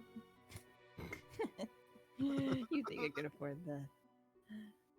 I will say unto you as all as well that with your knowledge, aforethought of the prophecy that you are heroes bound together by fate, that although you are apart from Alexander Eckhart, you all have this distinct feeling that he will find you in time, as his fate is entwined with yours. So short of knowing that you're abandoning him to faraway place, you do know that you will cross it. He will find you again, because he's able When the to time is travel right. through shadows for brief periods of time, so he can catch up to you. It just takes some time to do it. A ritual of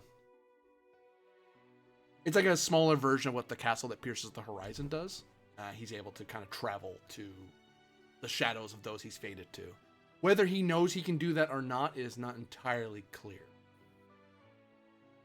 But you just have that feeling that that's something he can do. That's why he's been able to catch up to you unerringly every time.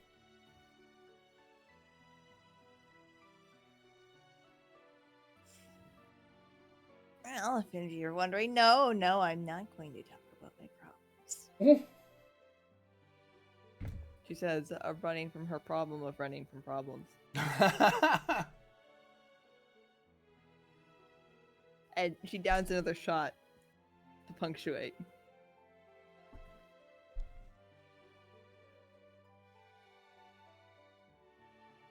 She's 2.5. She's 2 and a bit in.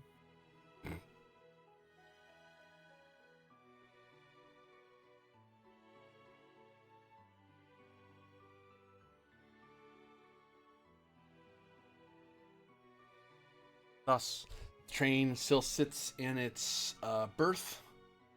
The city of the Kipsara stretches out beyond the station. And the ley line tracks lead to the east and south.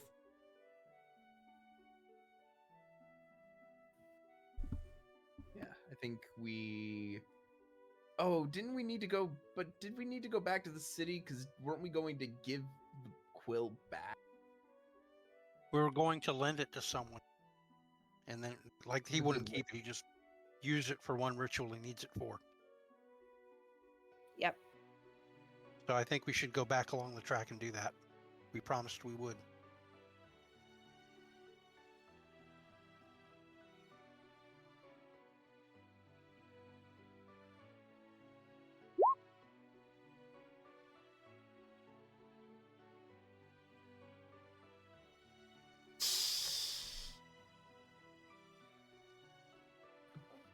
Beautiful. So, Zevin Demeril, once the liquor comes and goes, which way does the train travel? Wait, didn't Uh. he give us a way to like send it to him quickly? No. Like, he didn't? That's just something you hoped for. Oh, okay. Fair enough. Well, he's not far.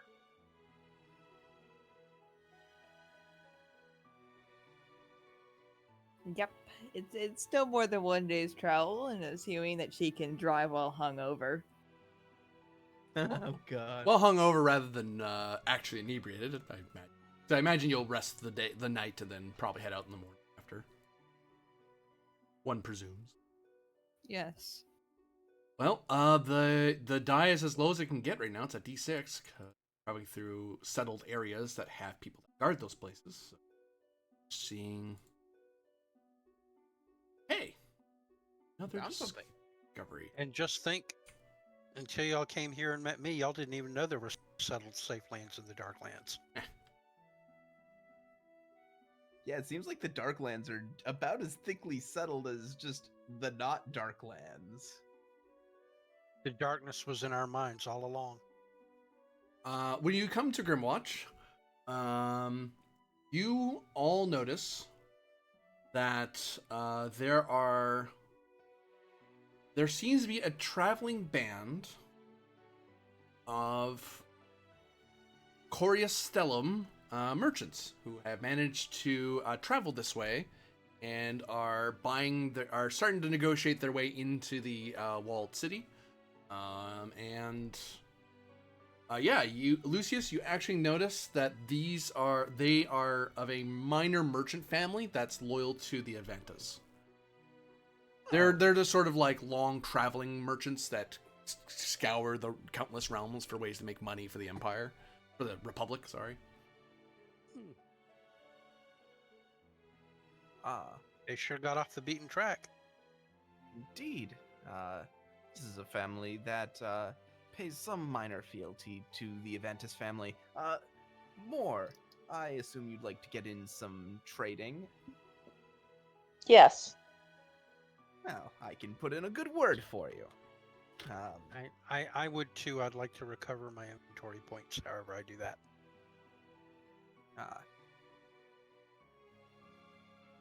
Now has Maybe the train maybe. stopped, or Resupply, I guess you'd say.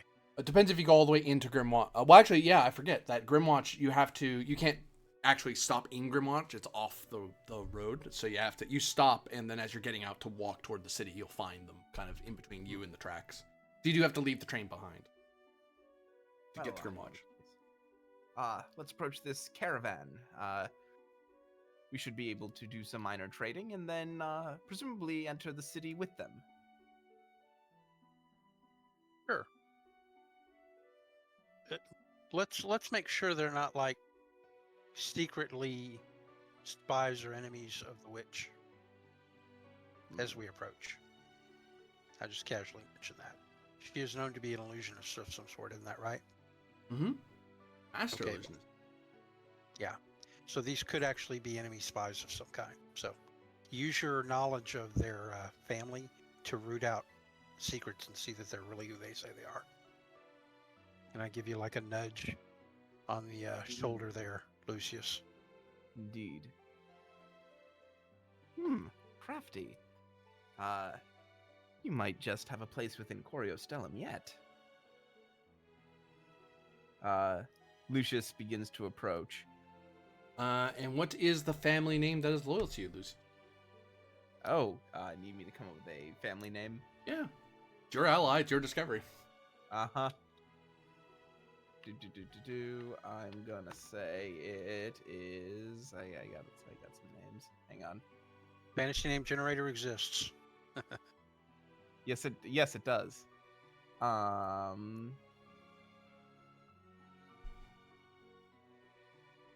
Ooh. Oh, you have this breather. I'd just like to mention, you look great, Corbinian. What made you decide to shave it all off? Oh, I was just thinking about it with my birthday coming and going. I played some visual novels and saw some nice images, so I changed my hair and decided to shave my mustache and goatee. I got it. I got the name. Yep. Looking clean. I thought it might just be a summer thing. No. Goodness, I've had my mustache for years and years now. I've shaved the goatee a few times. I've never shaved my mustache. Here we go. Right. I'm putting it in the roll 20. Or rude. Valentinian. Yes.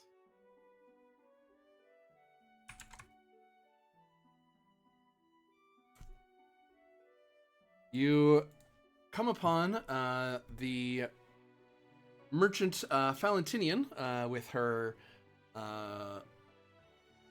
personal guard and caravan. You notice that two of these people are much like Umbrinius and Vibius. They're she likely has the same quirk you do in that regard. Although this person in the back seems to be some hired traveling mercenary or adventurer that she's found along the way. Because this person in the back doesn't look like she's from Coriastellum. Yeah. She looks more like she's from the Sultanate, perhaps. Oh, interesting. But, so Zevin, you'd recognize the garments, but you know that the mercenary in the back isn't of any... They might be of high birth or wealthy, but they don't seem to be wearing any emblems of their rank or anything. So they're definitely a traveler of some kind. So, much like Seven, except explicitly a sellsword. Yeah. The young Lucius Avantus. I did not think to see you in the Darklands so far from home. I'd heard you're on some sort of introspective journey all the way to the Sultanate.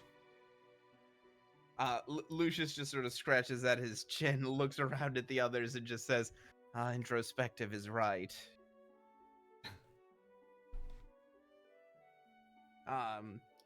We have recently found ourselves, me and my new traveling compatriots, to be on a most singularly unique adventure. And I am going to see where that adventure takes me. Oh, well, that is quite interesting to hear. I must presume, then, that you and yours have demands of adventure and supply, most minor and grand? Indeed. In fact, Lucius takes a very well choreographed step back and motions to more Duncan. This individual here is a merchant of incredible repute. I put the name of Avantus on her. Oh, you are married then? Well, good for you, young Lucius. The honor of the house. I vouch for her honesty as a merchant. You are getting to that age, young Lucius. It's a thing you must think of. No, nothing like that. Of course. And who? Red as a beet. Oh, sorry. Go ahead. No, just out of character. Red as a beet. And who may you be, young lady from afar? You have the look of an islander to you. I am an islander. Goodness. Do you have your own ship commissioned to travel such a length? That would certainly make the journey much easier, but no.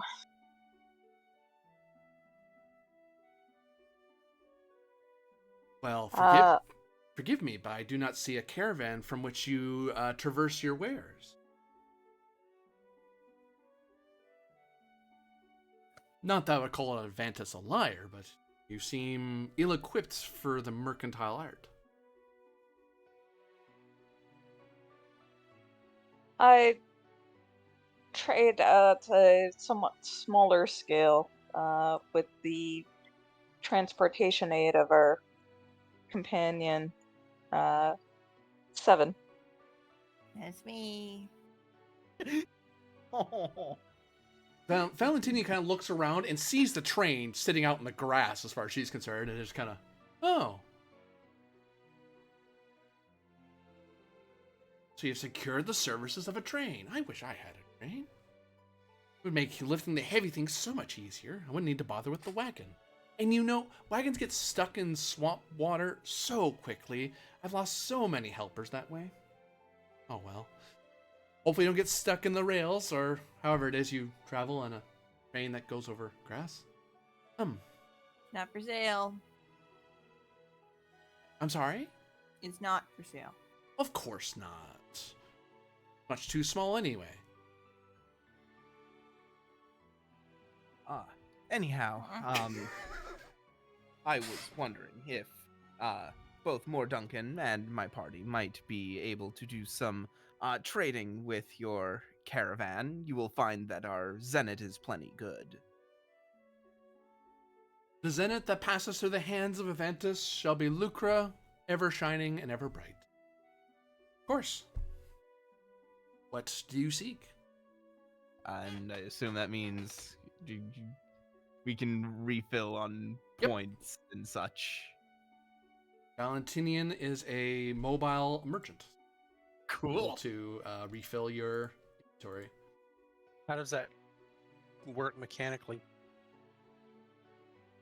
We spend Zenit to replenish them, or 10 each. And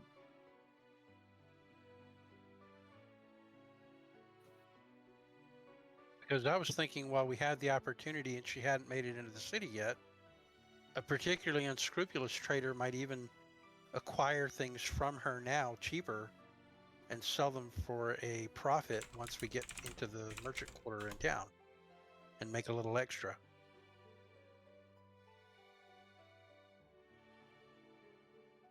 That is certainly possible, given that she has part of it too is that she's either willing to buy things at a better rate because she knows she can sell it better in town.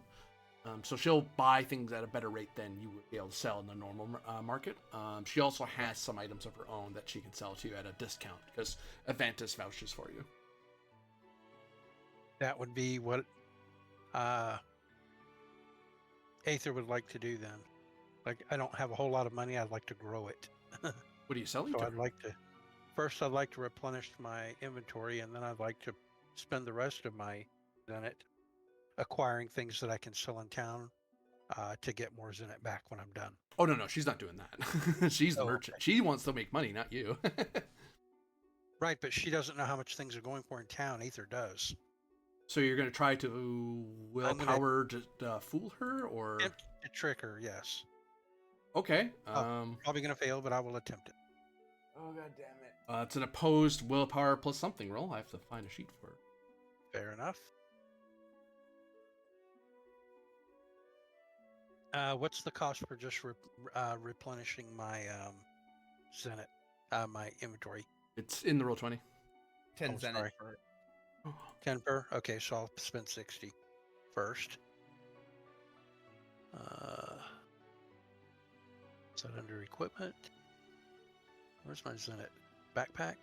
Yes, there it is. Okay, spent.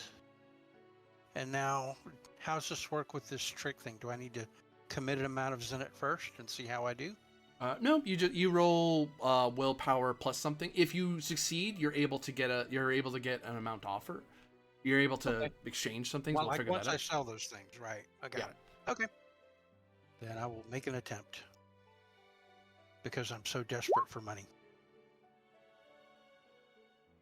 A 10, it is not a critical.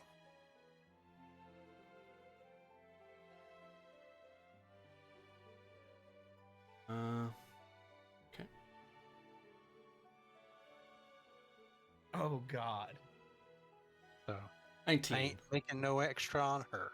Yeah, no, you try to get her, but fortunately, since Valentinian, you learned in conversation with her as you're trying to wheel and deal with her that she seems a lot more well versed in Grimwatch, as she must have sent her guard ahead to scout Grimwatch before moving the caravan closer. So she actually does know what Grimwatch's prices are. Okay. So does that mean I basically don't make a profit, or do I lose some, or what? She's willing to sell at market value because she likes Avantis enough not to rip you off. She's not here to rip you off, but she catches on that you learn quickly that she knows what the prices are, and she takes no offense by your attempt to try to scoop her. Make a profit, right? He's like, no, that makes sense. I would try to do the same thing. I'm a merchant. That's what I would do. But sorry.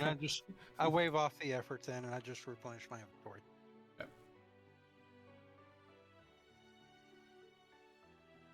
Does anyone try to sell anything to her? What am I doing? I don't think I have. I'm fine keeping my other spear because that's my backup. I don't think I don't think I have anything else worth selling. So I'm good. I think that just leaves it to more Duncan and Seven. Yeah. Go ahead. I was just gonna say that I stocked up previously at the city, and we didn't use a whole lot of inventory, or at least I didn't in the dungeons. So I think I'm actually good. The only thing I have to sell is a maid uniform, which I'm keeping as a backup armor anyway, so I don't really have anything to sell. Oh, it's so funny that we have that. Well, I mean, I'm holding on to it in case my current armor gets shredded with acid or something. Mm. Like maybe I end up needing it at some point. Who knows? 7, you need anything? Yeah. Oh my god. What do they have for accessories? Look around in her caravan. Too broke to buy anything.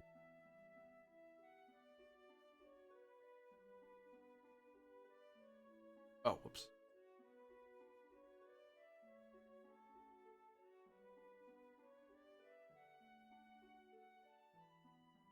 Accessories, you say? She has a nice hat, but it doesn't really change anything mechanically. It's just a cool hat. You get cool points, which have no mechanical benefit. Says rad on it. What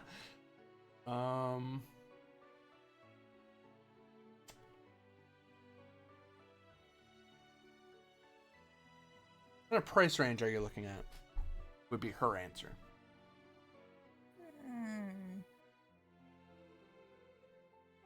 Well, but we start middle of the road.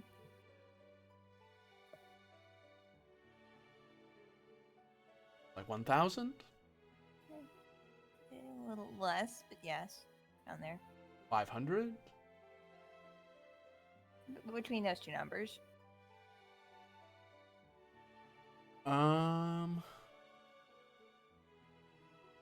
Well, or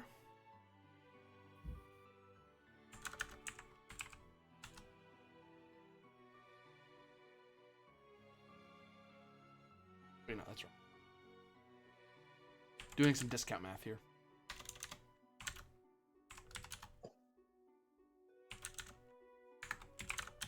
Is that related to a 5-finger discount? No, that requires a check. Besides, she didn't steal anything. She just acquired them through brute force. That's different. That's just the Corustolium way. For 720 Zenith, she has some Wanderer's Boots, which when your group makes a discovery while traveling, you gain 1 Fabula point. Oh, That is very good. that is a 7 Demeril item, if I've ever heard it. I think, yeah, boots. How much did they cost? 720. 720. I'll take that. Which, when she makes that deal, more Duncan, you know, she basically gave her like a 20% discount. Oh, That was you could have charged her a lot more. Chose not to. that was nice of her. Well, You're scoring points with somebody important to her. yeah. Well, we have already been in Grimwatch before. We were wondering if it might be possible to accompany you and your caravan into the city. Oh, certainly. I've already secured some rooms. Securing a couple more won't be too much trouble. That is to say, mechanically, you can rest here for free because she's already purchased basically a whole inn to herself for her entire entourage. Awesome. I'd like to lean in and whisper to Lucius quietly so that only he can hear me and say, you know, when she mentioned that you're getting to be of age, maybe she really meant you should be interested in her. She seems to be bending over backwards to impress you. Oh no, that's offer. oh no, that's just the cost of doing business in the circles around Coriostellum. Her family is in a position in which my family has a lot of sway over hers, so it tends to be in her interest to make marry sure. into your family, I say quietly. Any one of you can give me an insight roll about Valentinian. There's something about her that's different than Lucius Avantus or Imbrinius or Bibius.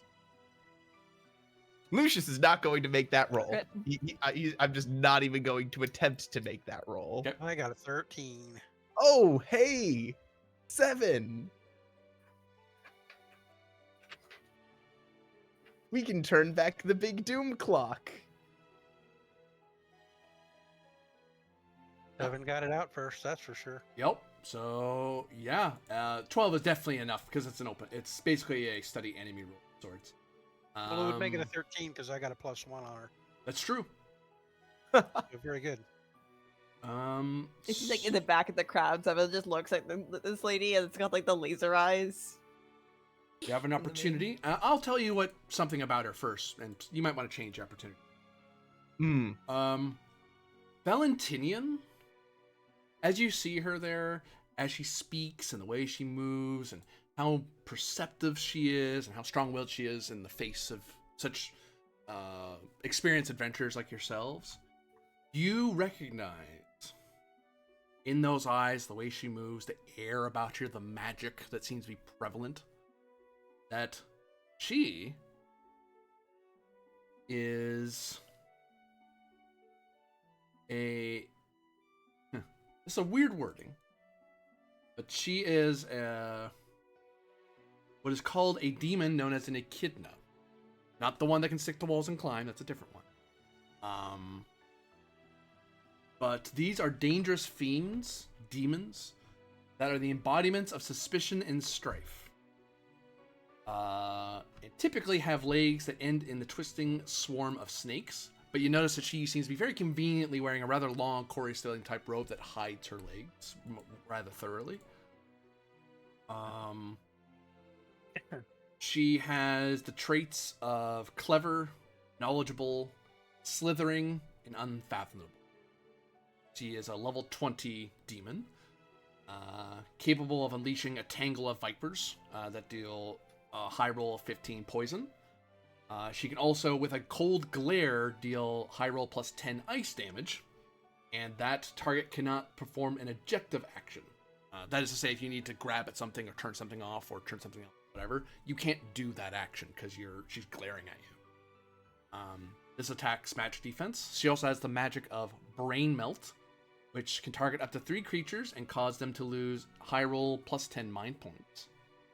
And she is eloquent, so she actually has +3 to oppose checks during social situations. What did I say about watching out for spies? Uh, I'd like to use the unmask opportunity. You learn the goals or motivations, and goals and motivations of a creature you choose. Valentinian is here to make a trade deal with the Sorceress of the Darklands. Oh, god damn it. Motivation, it's a lot of money. I mean, she can get a lot of money getting in with the ruler of the Darklands. I just gave her a shit ton of Zenith. Yeah.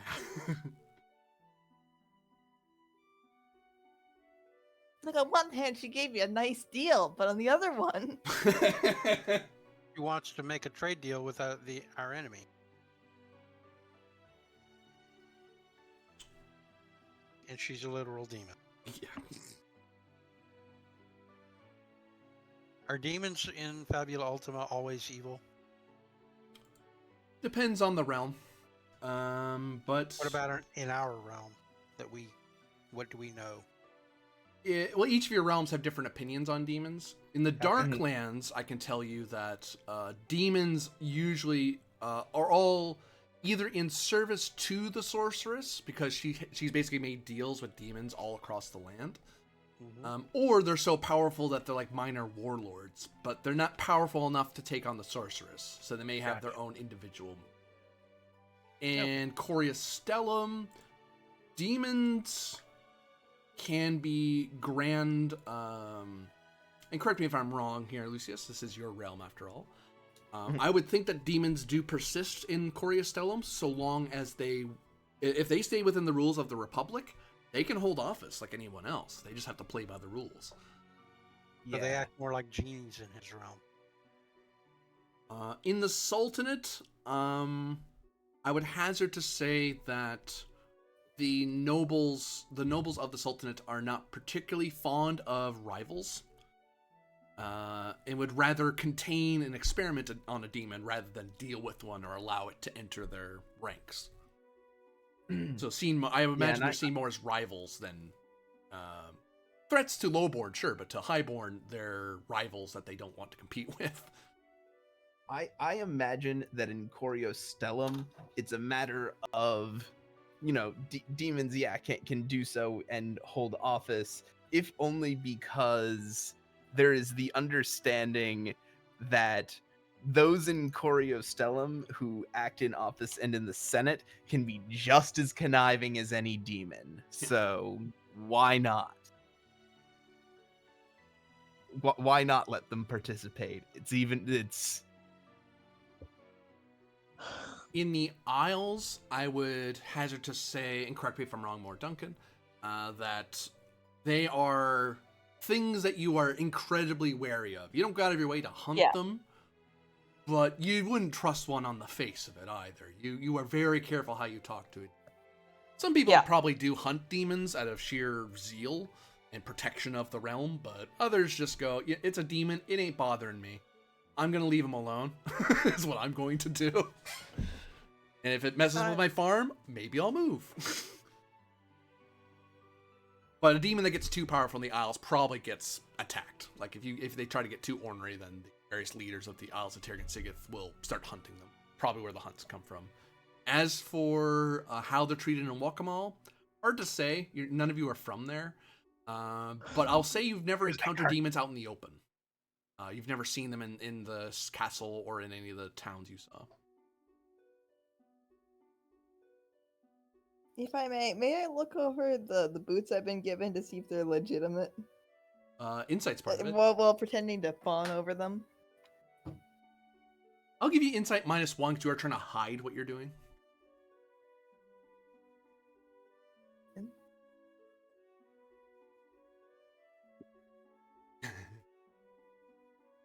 Nine?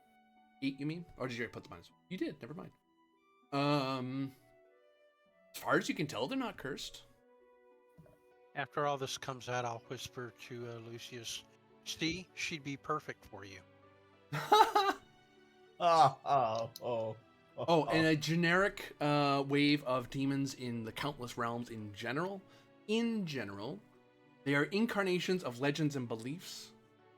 Though possessing a body, they generally aren't alive themselves. They are just manifestations of beliefs and legend. Some even reincarnate when they're slain. Typically resistant to 2 different damage types. Typically rather skilled. The only thing that's probably more skilled than them naturally are monsters and beasts, because they need more skills to live in the world. Inherent strength is something demons can. Right. Oh, sorry, I didn't tell you her weaknesses. She is vulnerable to wind, resistant to darkness, immune to fire, resistant to ice, vulnerable to radiant.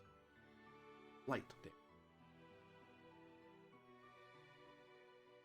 She has 70 HP, 80 MP.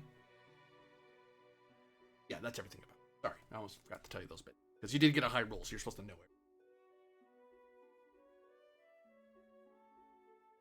it. And unmasked her motivations. Yep, Very yep. nice. Well, he ruined her day. And the discovery being, even though she's a demon, she is friendly to Lucius Avantus. She is patroned by the Avantus families. Very receptive to your presence. Doesn't try to rip you off, even though she... Put it this way, if it wasn't a discovery and you ran into her, she probably would have charged you like 20% more than what the going rate was. Even your supplies would have cost like 20 Zenith. Something ridiculous. It would overcharge the crap out of you. But you're under Avantus' banner, so she's like, oh, well, I don't take off the Avantus family, so I'll be nice to you. Yep.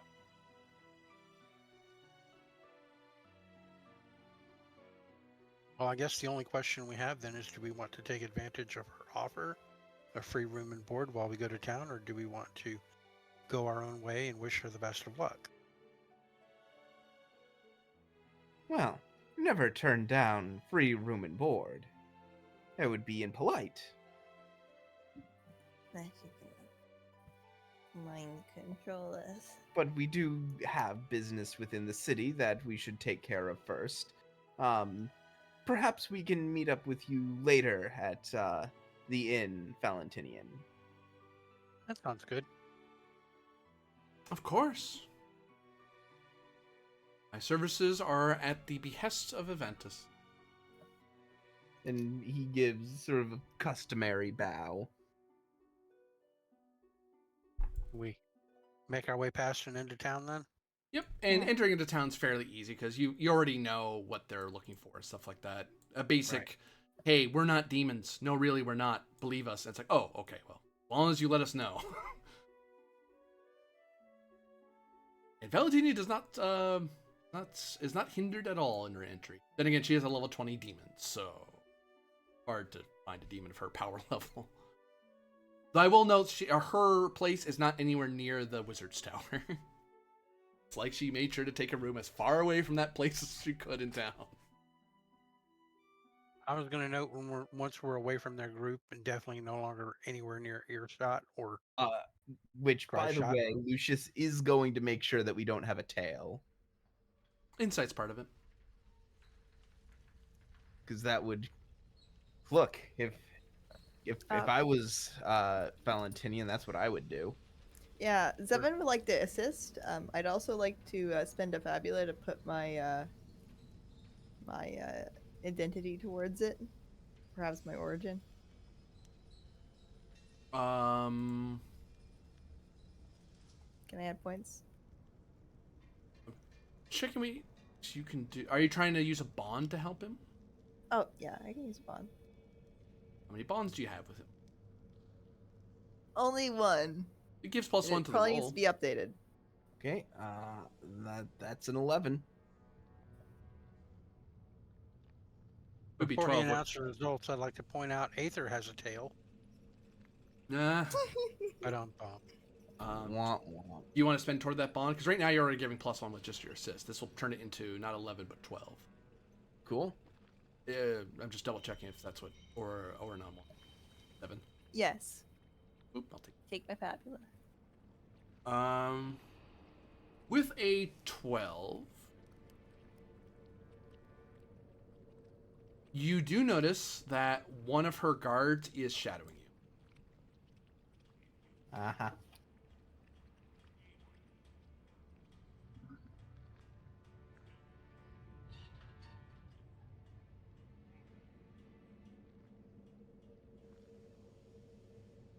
Of Yeah, we got a shadow. Seven's gonna take a detour. Everyone. Mm-hmm. Sounds good. Here's my thought. As Lucius sort of goes over to Seven and says, "How about this? We go our separate ways. Whichever one he follows, if he follows us, then you take the quill to the tower. If he follows you, put the quill on your little drone friend there and send it off to find us." Good plan. I would You say think what a good opposed tactician. dexterity. And everyone can assist, of course, because you're all playing in deception. I can do. Oh,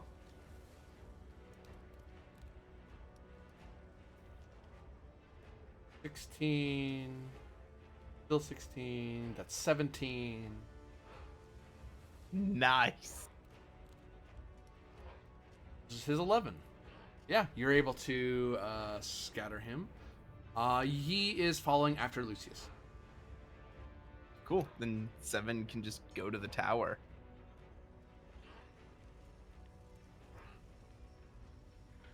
Do you go to the tower, Zevin? Yeah, sure. I want to get rid of the scary quill thing, or at least some protection. Complete the quest. I would like to offer, since the local ruler sort of knows Aether, when our huddle up, y'all could have planned to slip it to Aether and have her get away, since she could shapeshift to shake him if necessary, if absolutely necessary, and still get it there. You want to touch the scary quill? Sure. I was saying that, ironically, you don't want to touch the scary quill. Right. No, not actually touch it, but just carry it wrapped up in something. But yeah, that way, like, I already know the guy, and I know he'll bring me up into his tower, right?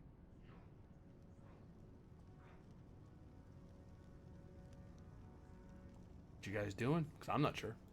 I mean, is that fine with you, or is that not a good idea? I don't know. I think it would be fine to just send Seven, honestly. Okay, that's fine too. I just thought I'd, bounce it off, because then if it did end up that he shadowed Aether and she had the quill, she could still shake him in a crowd by shapeshifting in a way that nobody else here could possibly do. So Zevin is heading to the tower alone, I take it? Yes. Okay. Yeah, you approach the tower, Zevin. You see people milling around. The tower looms overhead. I guess. She doesn't know how to get in, really. She's gonna tap on the door. Pops out of existence.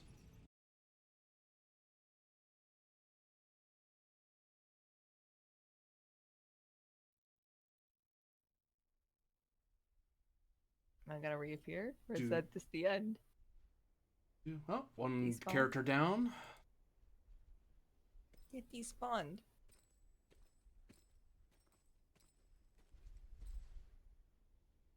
Fortunately, we performed the Skyrim load wrong, and now we're below the map. The pixels kind of glitch out here. But don't think about it too hard.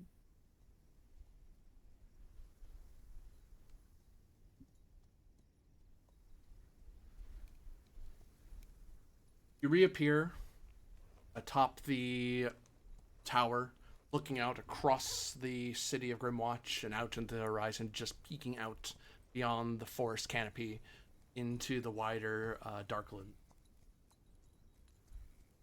And there, standing what seems to be Eternal Sentinel, is the mage, who I have met before, actually. Well,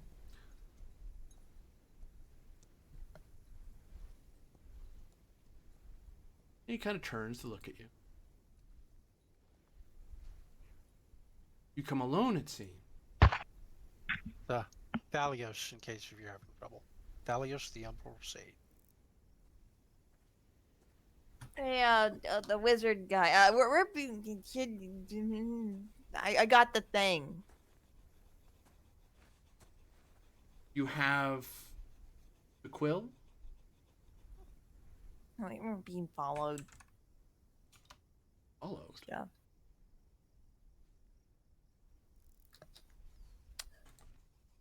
The elven mage approaches you. By whom?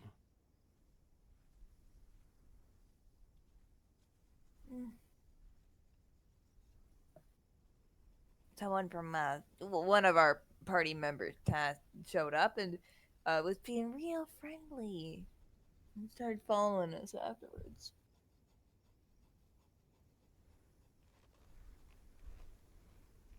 Definitely a coincidence, if you know what I mean. So you want this?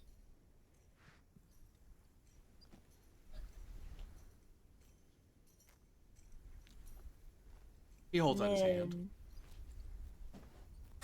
she opens her bag and kind of it's sitting there on top, like loosely wrapped in cloth, in a I don't want to touch it way.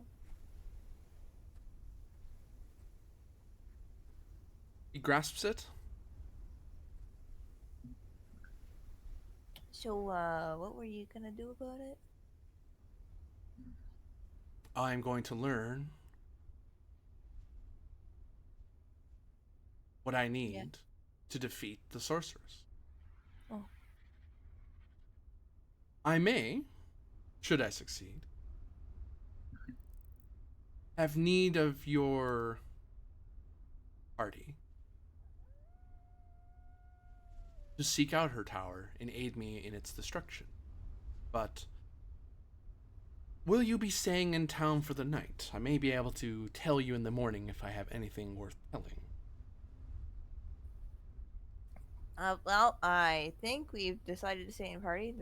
The town just, I personally would not on one hand, we might uh be victims of a much horrible scheme in the night. On the other hand, it's a nice bed. No one else does look like a good bed. A good rest in a short time is a rare thing to find. Think it won't kill you, then a rest is sure to be had. Yeah. Well, send word in the morning if we're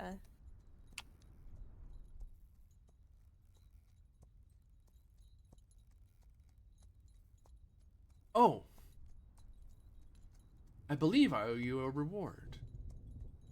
Oh, right. Yeah, sure. He walks over. You are going to make sure this gets to everyone. You wouldn't cheat an archmage, would you? He smiles, and the smile has no mirth to it. Yeah. Of course, it'll get shared. From someone like you, it's you shared with the people and all that.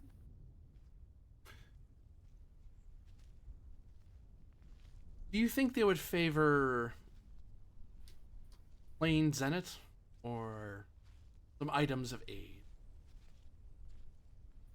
That's a good question.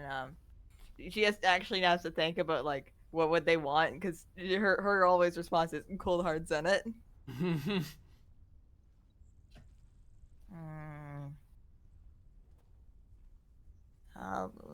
Lucius probably want an item or something fancy, shiny.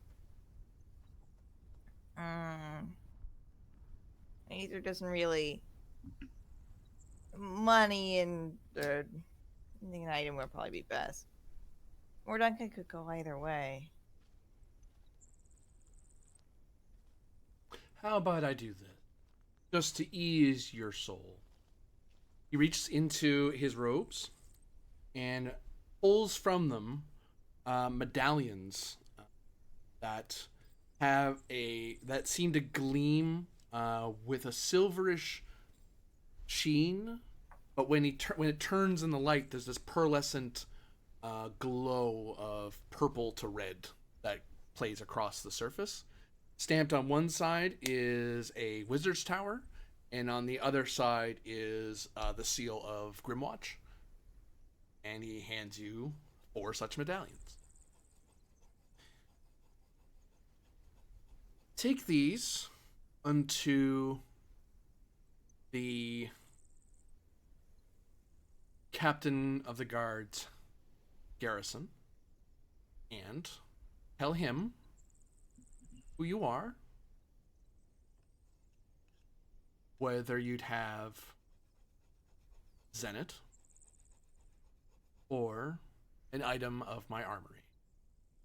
And he can arrange for the particular. That way you don't have to guess too much at your fellows. Oh, wow. Thank you.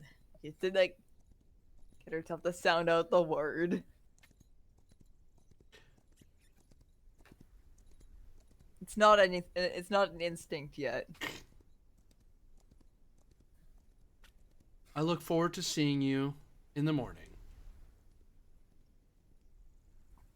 Yep. I'll see you then. Assuming we're still alive. Boop.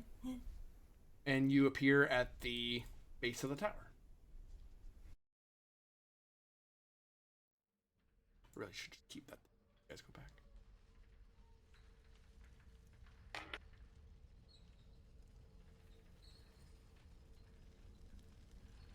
What do you do with your medallions, Zevin? Well, they're going into my bag for now. For now. And they're not coming. Hey, well, this guy might, like, explode me or, like, turn me into a newt or something. It's true.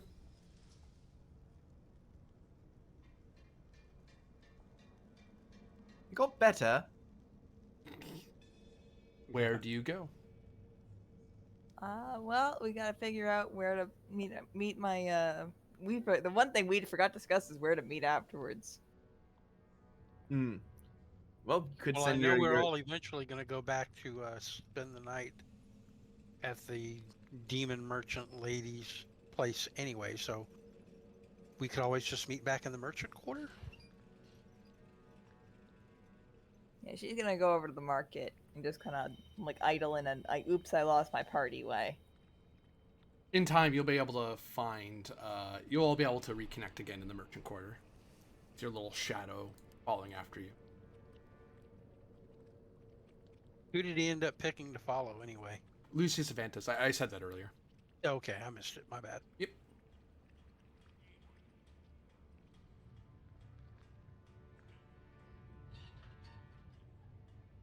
Do.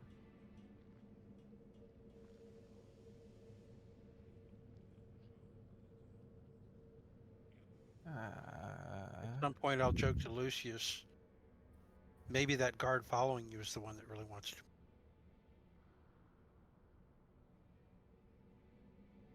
You are incorrigible. That's incorrigible, sir. I'll be like, what does that mean? You just don't let up. I'll just give you a little grin and a wink. Lucius just looks to more Duncan. You believe her?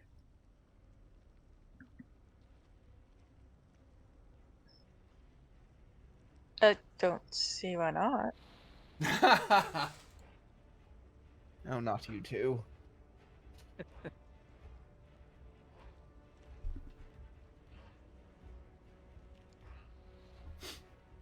Listen, I will seek out a partner when I am well and truly ready, whether it be Valentinian or you, or forget it. You just forget it. Moving on, we are not having this discussion right now. I mean, when do we ever? Shut up, Vibius.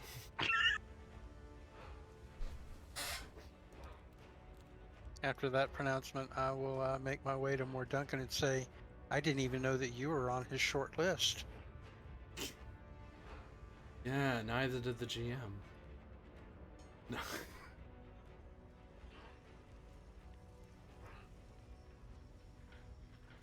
Look up Rocks Fall You Die rule. I think that's a rule in every RPG. It's called How to Be a Bad GM. Yeah, no, you find Zevin Demerol and she's not dead. She may be a demon, though. Keep that in mind. I may have sent her a bunch of secret messages. Mayhaps.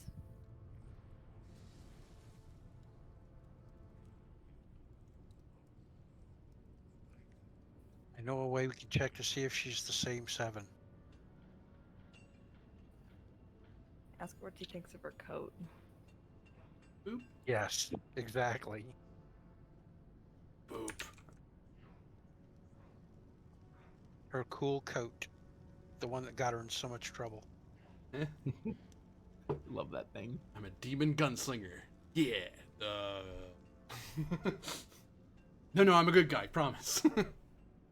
Just bad. Bad to the bone. So, what does the party do? Um, Well, we don't need to like replenish our inventory. yeah, I think Already the did question. all that. Yeah, I think the question is whether or not we want to take care of this captain of the guard thing right now, or if we want to. Well, I was going to wait until 7 told us about them. I'm not going to assume I know anything about them until. Oh, you Until we're shouldn't told. talk about him in front of the guy. Yeah, we'll wait till that guard's gone. Don't think he's going. Go He's there. still following. He's still following Lucius. Oh, he We is. should probably act totally normal until he's not following us anymore. Yeah. Oh, you know, what would be a good call. I think. Mm. It's been a decently sizable day, and you know we're probably getting to the point where we might be a bit hungry. How about we all go find somewhere to eat, That sounds good. aka Sounds somewhere where this guard would have to very conspicuously come in order to see what we're doing.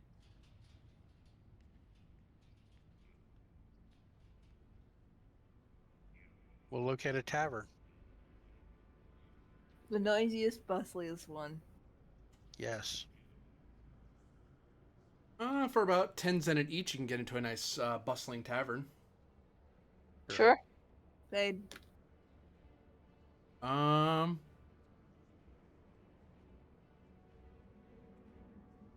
Yeah, he eventually breaks off. He doesn't follow you guys in there. Not worth Yeah, taking the because risk of- as far as he can tell, we've just kind of been wandering around, and then we just went into a tavern. Like, Yeah, like we all separated, did our own separate business, then met back up, and then went to go eat. Yeah, and there's a point in following someone where if you keep following them for too long, it no matter how good you are, you're gonna get made. And he's just one guy, so he's like, I'm a guard, not a thief, so I will go back and report what I can, and then just to go looking for him again, you can tell me. Otherwise, for now, I'm gonna break off before I get caught. cool. So, she's there with can Seven get alcohol? Is she gonna get kicked out for looking small? Oh, there's all kinds of Okay. people. Actually, people don't get very tall in the Darklands for some reason. It's almost like there's a somewhat biological imperative to be hard to see around here. Because of all the things She's that try able to eat get a you. full flagon. Yeah. The tall not- are easily seen by wolves, as they say. All not- right. Discriminated against on height, huh? So, well, I'm not dead. Good for me. Woohoo. We We're can doing the see thingy that. with the quill. He's overnight. He wants us to meet up in the morning. And he also got us some stuff here. Why do you think Thalios would have killed you?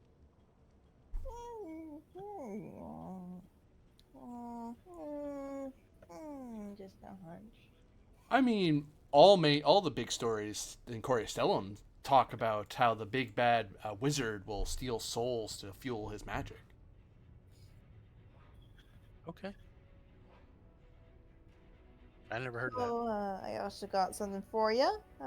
It's in my bag. We're about to bring it to the head of the guard, but doing that without getting seen. You notice that this place, people are enjoying each other's company and wine and food way too much to care about your tables. They give you, I mean, you all get a look when you first came in, but once you sit down, you're buying food and just you're being like another customer. Oh, whatever. Do. Like they stop caring about Right. you after a while. By our cadre of very friendly merchants, our pals, our amigos. Arrange us at a table. Because, was walking up to the head of the garden being like, hey, I'd like the finest stock from your armory is so, you know, No, I don't know. What are you talking about? if we're getting followed when we do that, we're going to tip them off that we know something. Right, And right. That's exactly what we're trying to avoid. You're right, Seven. But what are you talking about meeting the captain of the guard for? Well, I got a favor and a reward. Gotta go there. Right. Reward. Right. Okay. Yeah, Ah, I almost and we forgot must. over the not dying part. I see, and we must report to the captain of the guard in order to claim our reward. Is that what you were saying, Seven? Yeah. Did he have some sort of additional instructions for us? Because I sort of got the sensation that he didn't know if he'd be able to do everything on his own before. You want to help him out? I mean, anyone here knows more about magic than I do. When it comes to that old timey stuff. She says it with kind of an air quotes.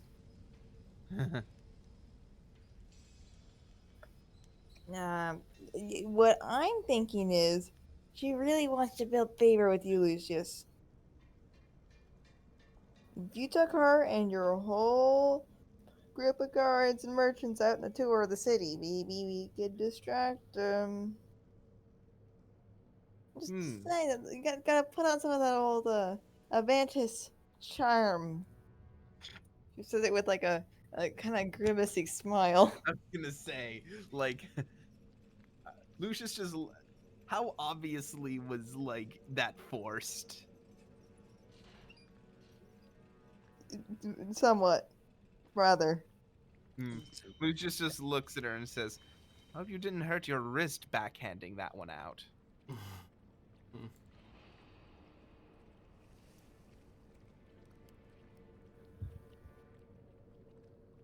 I'd like to look around the room and see how much attention my ears and the rest of the table is drawing while we None. talk.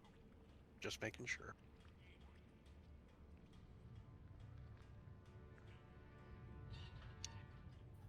Well, how do we redeem these payments then, Seven?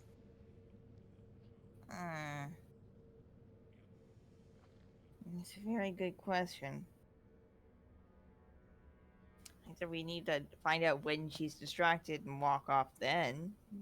She's busy currying favor, but of course that leaves her free to do whatever she wants. Or we could simply just go now. Vanish? That's true. We're currently not being watched. We could finish eating and go immediately. It isn't too late in the day, is it? Like midday at most. Yeah, we should be fine.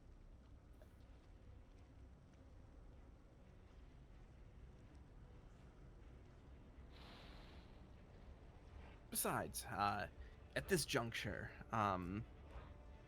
we have a plausible deniability regarding our presence there. If something was truly amiss, we would have made a beeline straight for the guard station.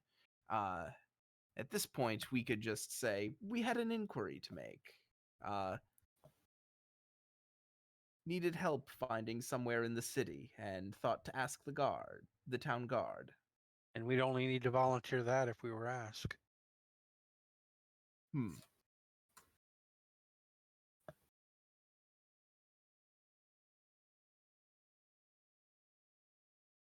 Yeah, I say we pay our tab.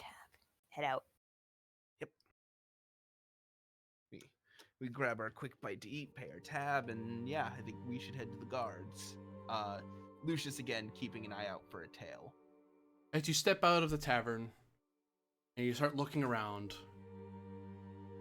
the whole world just shakes around you. Oh, You no. feel it. You see various windows shudder. You feel the air get thick and so thick you can chew it from the magic that's dense in the air. You can see briefly various spirits that have come and gone, as if the veil between the sea of souls and the living has thinned dramatically. Many people start looking toward the wizard tower. People are staring up and gawking at something. Your eyes are drawn to that direction as you see atop the tower. The top of the tower has exploded in a plume of reddish-black magic. And atop it descends the Umbra occultist. From the quill. Oh boy. People God damn it. scream in terror. Guards run about. People start calling out, "The wizard! The wizard! Where's the wizard?" And there's this deep feeling in your heart, Aether. You don't feel him anymore. Oh boy.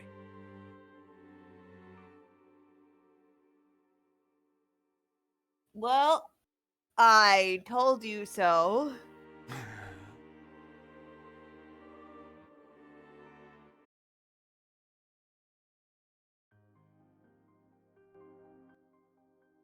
And that will be the end of today's episode.